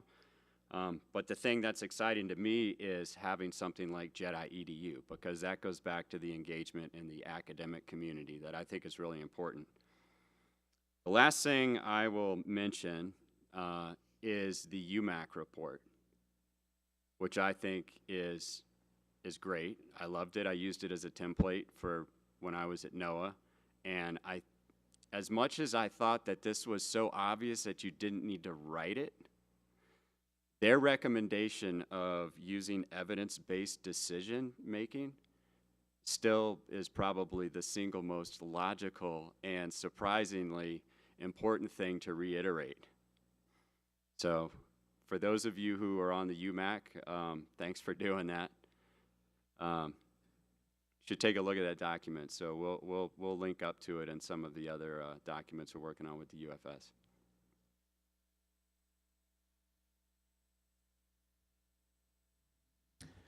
So for those that don't know me, my name is Kevin Garrett. I'm with the National Weather Service Office of Science and Technology Integration. Can't say that I'm really brand new to this community, but you know, I was in Nestus for a long time and you know, sort of out in the wings in the data assimilation realm. So I just want to say, yeah, thanks to the organizers. I'll pair at Neil for a little bit and actually a lot of my comments will reflect what he's already said as well. But the organizers and everybody that's participating, it's been a fabulous engagement and learning experience for me personally, and I'm looking forward to working with this community for the years to come. So a few points that I'll make. Obviously, I didn't want to get too cliche, but then I just kind of go that way. But I'll say that, you know, the models, for one thing, we all know they're fundamental for weather service. They're fundamental, as Steve Smith said on Monday, that, you know, supporting the last critical mile in what we do, and towards enabling communication of tailored forecast information.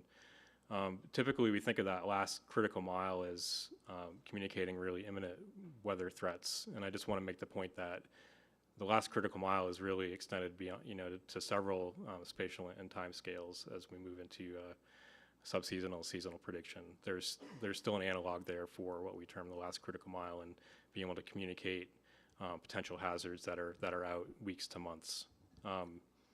We also, you know, we know the value proposition for you know, why NOAA has taken this approach to transition to the UFS and this community modeling approach. And I'll just emphasize that this major benefit is really broadening that solution space to enhance our mission. And I'll touch on 3 different areas, you know, in that respect, that I would focus on in my remarks here. One is enabling access to models. The second is expanding the community. And the third is really towards deploying new operational capabilities that have stemmed from really new creative innovations. I know we all recognize that we have a long way to go to breaking down a lot of these barriers, but, you know, a lot of progress has been made already, and I was really happy to hear about that progress this week. So first I'll start with expanding the community. You know, I think there are a few different areas that we can pursue to really broaden. You know, and I think we touched on this the first couple of days, is really to seek non-traditional partners in academia, starting with really filling the gaps where we don't have a lot of expertise to work within the UFS framework. I think a big part of that will require kind of breaking down different institutional biases we have, and this could come from NOAA in terms of how we write NOFOs, how we do evaluation of NOFOs or other activities, internships and those sorts of things. I think we still have a long way to go to really broaden who we bring into the UFS through those types of opportunities. Also, private public partnerships, we really need to get creative and really push those forward. And it's really about, at least for me, harnessing industry expertise and support, you know, to overcome a lot of the challenges that we have. And they have, you know, we have incentives between these partnerships that we need to highlight. We have limited resources, so this is really critical to move these forward and make them efficient and have positive outcomes. One thing I noted is, you know, I hear a lot about, you know, many different institutions, talking about how they've ported different components of the UFS weather model to the cloud independently. And so it's like people reinventing the wheel, and how we can come together and do that more collaboratively to save on resources and focus on other things. And then the final thing is developing more inclusive governance and structure. And this meaning of inclusive, I mean in terms of being inclusive about the solution space and not tying ourselves to one single solution, at least in the research arena. We could think about operationally, we have a single solution, but I would look at that more as a temporary solution. We need to, you know, sort of foster this ecosystem, you know, and really foster it towards increasing the diversity in the state of the art, and creating pathways for these new innovations to make their way into operations once they prove that they can, you know, protect lives and property and enhance our economies. Secondly, in terms of innovation, again, you know, we have obviously a large need to support sort of the backbone of the UFS, but I think we tend to fall into this trap where a majority of our resources go into more, traditional support, O2R, R2O, and we don't have enough resources to be innovative. So I think that a lot more can be done. Obviously, we have constraints with resources, but this is where, tying into the previous comments about partnerships and really being able to advance things and be more innovative. It's essential. Like, I think we all recognize the challenges that we're already facing. These challenges are going to get tougher in the years to come, particularly in terms of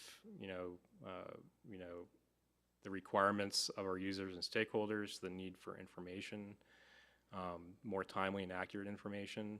The definition of that is evolving. People want information, now when it's available, and they want it accurate, higher resolution, so that they can make the most informed decisions as possible. So this is going to require really transformative changes in how we provide environmental information and prediction. So I would say, recommendations, obviously investing in AI and new tools that increase efficiency in both the dissemination of information as well as the accuracy of the information that's provided. And I would argue at some point, things like AI they're gonna leapfrog traditional numerical weather prediction systems and operations, whether it's 10 years from now or 50 years from now, and that's really up to us to decide that timeline. And then lastly, I know we've talked a lot about needing contributors, so enabling access to models to the research community is great. People will use it for their own purposes, but we want people contributing back to make our systems better. We really need to foster that ecosystem. So the first thing is really communicating what our needs are, what are the problems we're facing, communicating that to the community on things that we're looking for them to contribute innovations to. We need to give them the tools and exchange knowledge to enable those innovations to be developed and transitioned. We also need to provide resources like HPC. I know we do we give a lot of opportunities, but it never comes with, with some compute. And I think that's critical to help support, community development within the UFS, is actually thinking of a way where we can provide those resources. And then finally, making it more clear what that pathway is back into operations. It's not necessarily just looking at it from a funnel, but, giving them the tools and the understanding of the things that they need to do to move forward into operations. So with that, I'll pass it on to Maui. Thanks.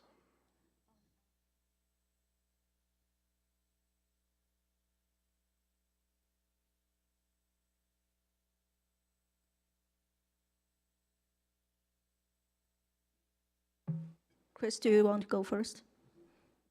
Sure. So the EPIC contract. I've had the pleasure to meet some of you in previous events like AGU and AMS or quarterly meetings. And I was looking forward to meeting the rest of you this week, but unfortunately I ended up with pneumonia this past weekend, which kept me home. But with that, I would like to thank the team, especially Jessica, Aaron, Jen, the IT team, for all being really well prepared for this. It made me staying home a lot easier on myself, knowing that everything was in good hands and was going to go as well as it did. So thank you to everyone there. Still being new to this community, I definitely learned a lot by listening in when I could. Definitely learned a lot about things like test beds, R2O, DA. Heard a lot of good discussion. So I'm still learning every day. Happy to listen in here and really learn what I can. I did take a couple of highlights and takeaways. I focused these specifically on changes I think that we can make on the contract. And I grouped it into 3 areas. The first one is DA. I know this was like the first thing we heard at the beginning of the week from Dr. Morgan. We need more of a focus on DA. So that really struck with me.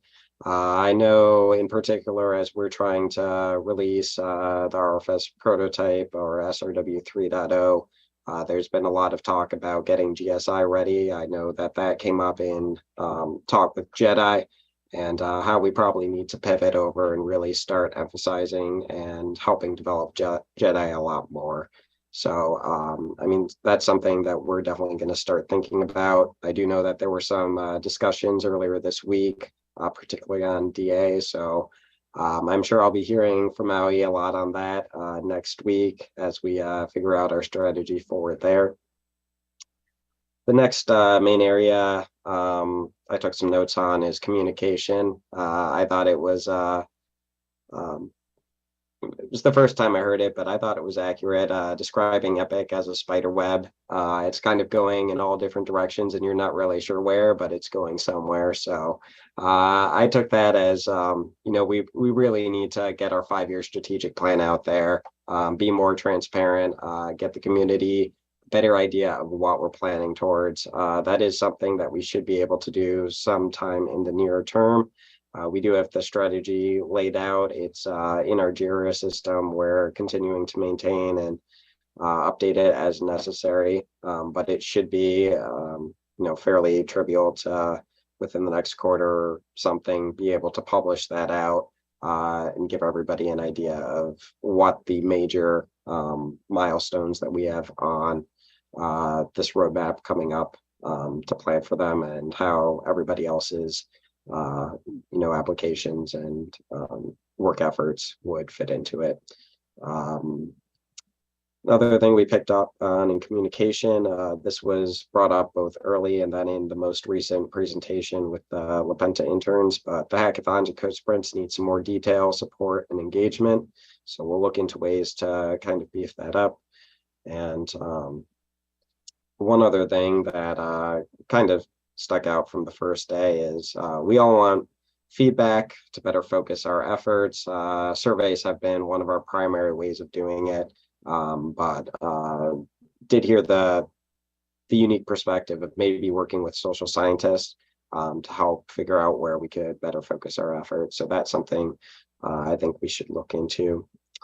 The third area that I took some notes on are inclusion. So I know Neil brought it up, but there was the big focus on the first day for K to 12 to kind of build some excitement and exposure there. We do quarterly hackathons and code sprints. I'm wondering if maybe we have an opportunity to take one of those and rather than focus on graduate students as we normally do, try and focus it towards something for K through 12. And even if it's part of a larger event that's being hosted out in the community, even if it's a single area like somewhere in the DC area, at least getting some of that excitement as a start. Maybe we could find a way to grow it from there over time. And then the other big thing within inclusion is I learned about the cooperative science centers, the CSCs. I think that's probably a good area. We could also focus some of our future hackathons and code sprints with those centers, try and build the excitement there to encourage the inclusion. So those are my takeaways, and thank you, and I'll turn it back over to you, Maddie. Sure, thanks, Chris. I have a few high-level items, and then I'll pass it to Hendrik. So when we start this week, I want to say that there are a few points on that first day that has been very exciting to me, and I took them into my heart. One is that we all need to remember why we are here. We are a community that what we do would save lives and properties. And echo back to what Mike Farah mentioned on the first day, back to their generation a few decades ago, there is a legacy that inspired a whole generation to go to the moon. And what's our science legacy to motivate all these people in this room to go forward? At least for me, my legacy is to understand and take actions to make our own planet more sustainable for future generations. So that's the reason I entered this field, and I want to be that inspiration for everybody else. And the second thing is that UFS, well, when we look into NOAA, we have a mission critical task there to make forecast available and deliver it to the general public. But we have to keep in mind that in order to make that happen, we need to make it a diverse community in tomorrow's world. UFS needs diverse superheroes. Spider-Man's superheroes and diversity and innovation, they come in hand by hand. So we cannot exclude others and make the innovation possible. And in the past few years, UFS has evolved to a community modeling system that not only we can do operational forecast, but also do scientific explanations as well as analysis to satisfy multiple level of needs, no matter you're a developer or a user or simply a student, for you to understand the Earth system. So we need to keep that going. And in order to keep that going, government, academia, and the private sector should co-design this system going forward. Therefore, we can bring in all these innovations. And emerging technologies and applications, as we have seen from this week, they can accelerate those innovations. We need to keep in mind that this world is very different from a few decades ago, and we need to adapt to these new technologies. And also as a community, as I mentioned on the first day, EPIC spent a lot of time to build the community in the past 2 years. In my mind, this is a community that we all have the responsibility to help people see and realize their dreams. I took the young people out because I feel like even at my age, I have a dream as well. So we should all realize that dream. So we have made some progress, but more can be done in the future. And EPIC's mission in tomorrow's world is a web, but I agree with Chris that we need to find that direction because resources is limited. We need to prioritize it and then realize all the dreams later. So we are going to put out that strategic implementation plan, ask you for your comments in the near future. So that's all I have, and I'll pass it to Hendrik. Thank you. So what can I say? We've been doing this for a while, the people around the table here particularly. I start feeling like Neil and I can really sort of finish each other's sentences when it comes to UFS and things like that. So I could basically have said everything that has been said so far in this session. So let me do something else. Let me just take a look back. 2014 or 2015, the NCEP production suite review. This was the first time that we used that production suite review. I have to look at which one it was to talk about unifying the production suite. We didn't call it UFS yet. We called it the Unified Coupled Global System that we were going to be working on less than 10 years ago. 2016, 17, we developed with a pretty broad group in NOAA a vision document and a roadmap document for what became the UFS. We were close to publishing that, but at that point Neil started pushing EPIC. And so we deliberately held back on these documents a little bit to make sure that we weren't crossing wires and things like that. 2019, an EPIC meeting inside of NOAA. If you see this EPIC slide with the 7 areas that came from that EPIC meeting inside of NOAA. And then later, the meeting that Danae mentioned, we had a meeting here in Boulder about the community that Danae led with sponsoring, with a lot of coaching from Bill. That was a really interesting meeting because when we asked the broader community about what to do, there were still a lot of answers. Well, just do what we are doing and we'll take over, we can do it, the individuals. It was not like we can do it, no, the other side, we noticed that and we added a session all the way at the end of that meeting where some people were going to be talking about what we wanted with the UFS.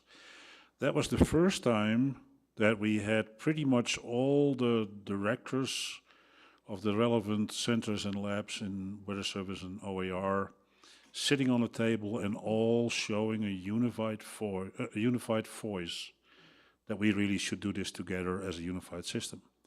That was the first time. It was not a few people floating a balloon whether we could do that. So on the one side, the culture was not really there to do a community. On the other side, there was a real commitment of NOAA to start doing this. Going forward a little further, 2020, we actually published these vision and roadmap documents with signatures of every single assistant administrator of NOAA except for fisheries. So signed by the director of the Weather Service, the director of OER, the director of NESDIS, NOS. That was a good step forward. And it was also the year that in the AMS meeting we could show off our first release. It took Neil at Panasonic a multi-million-dollar investment to get the GFS running. We could tell the story in 2020 that Neil took his 9-year-old MacBook Pro, wiped it, reinstalled an operating system, reinstalled a compiler, and could do the graduate student test in a day. The only problem Neil had is that he sort of burned out his CPU on his Mac. But that, okay, that was your problem, not the UFS problem. Yeah, I actually disabled the fans because I needed more, but I didn't realize they were actually needed at one point, and it was automated. So don't ever turn your automated fan system off in your Mac and then try to run a model. So that's just over 3 years ago. So 3 years ago, we actually had the first practical instantiation of the UFS. And there were some 70 identified papers at AMS that had something UFS in them. So last year we had the first one of these meetings. This year we have this meeting. So what's the difference? On this year's AMS meeting, we had 70 papers just on the HAVs. And I'll quote Avichal if he's still here or not. Avichal goes like, wow, half of these studies I didn't even know that they were going on. So we are definitely building a community. If you look at how OER and Weather Service interacted 10 years ago, that was water and fire.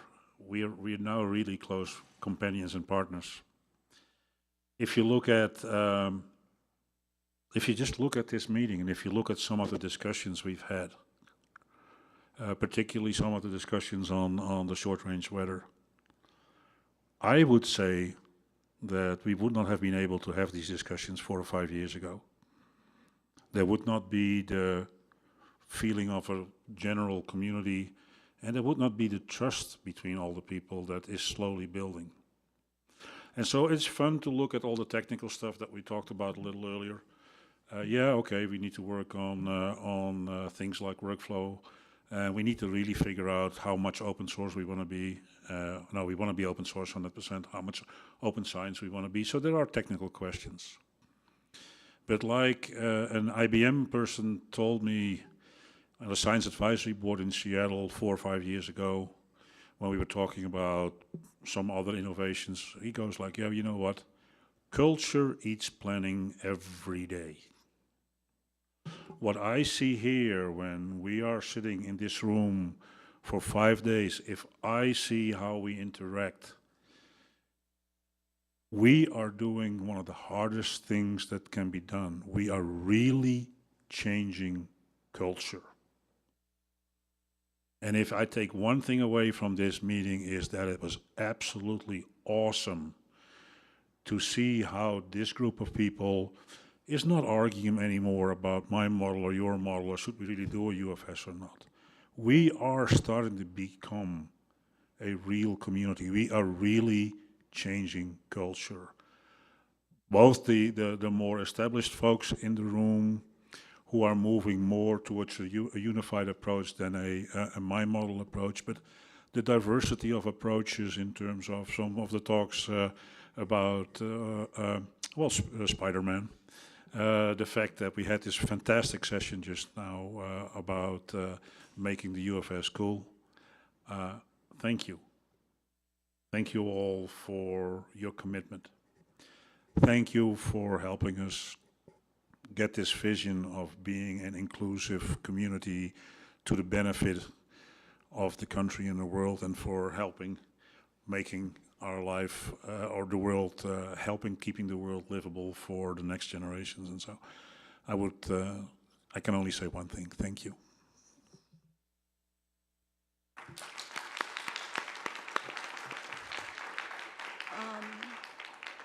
So before we wrap up, in the end, I really want to say that there are a lot of people in the background to make the workshop perfect. Well, so we have an entire UCA crew back there, helped with the logistics. Their names are Kevin, Jesse, Joy, Carrie, and Paul. They're not all here, but let's give them a applause. And from the EPIC team, we have Jessica, Aaron, Jen, and Claudia. They all helped make this event much better than what we did last year. And we also have a platform team who actually integrated a lot of videos and streaming with the EPIC website.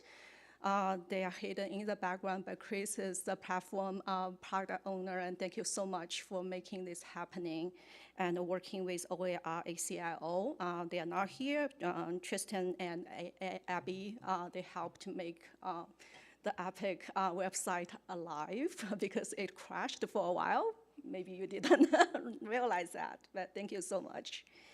And we also have a large organizing committee, a lot of volunteers who take notes and volunteer to be moderators and chairs. And thank you so much for making this meeting a success.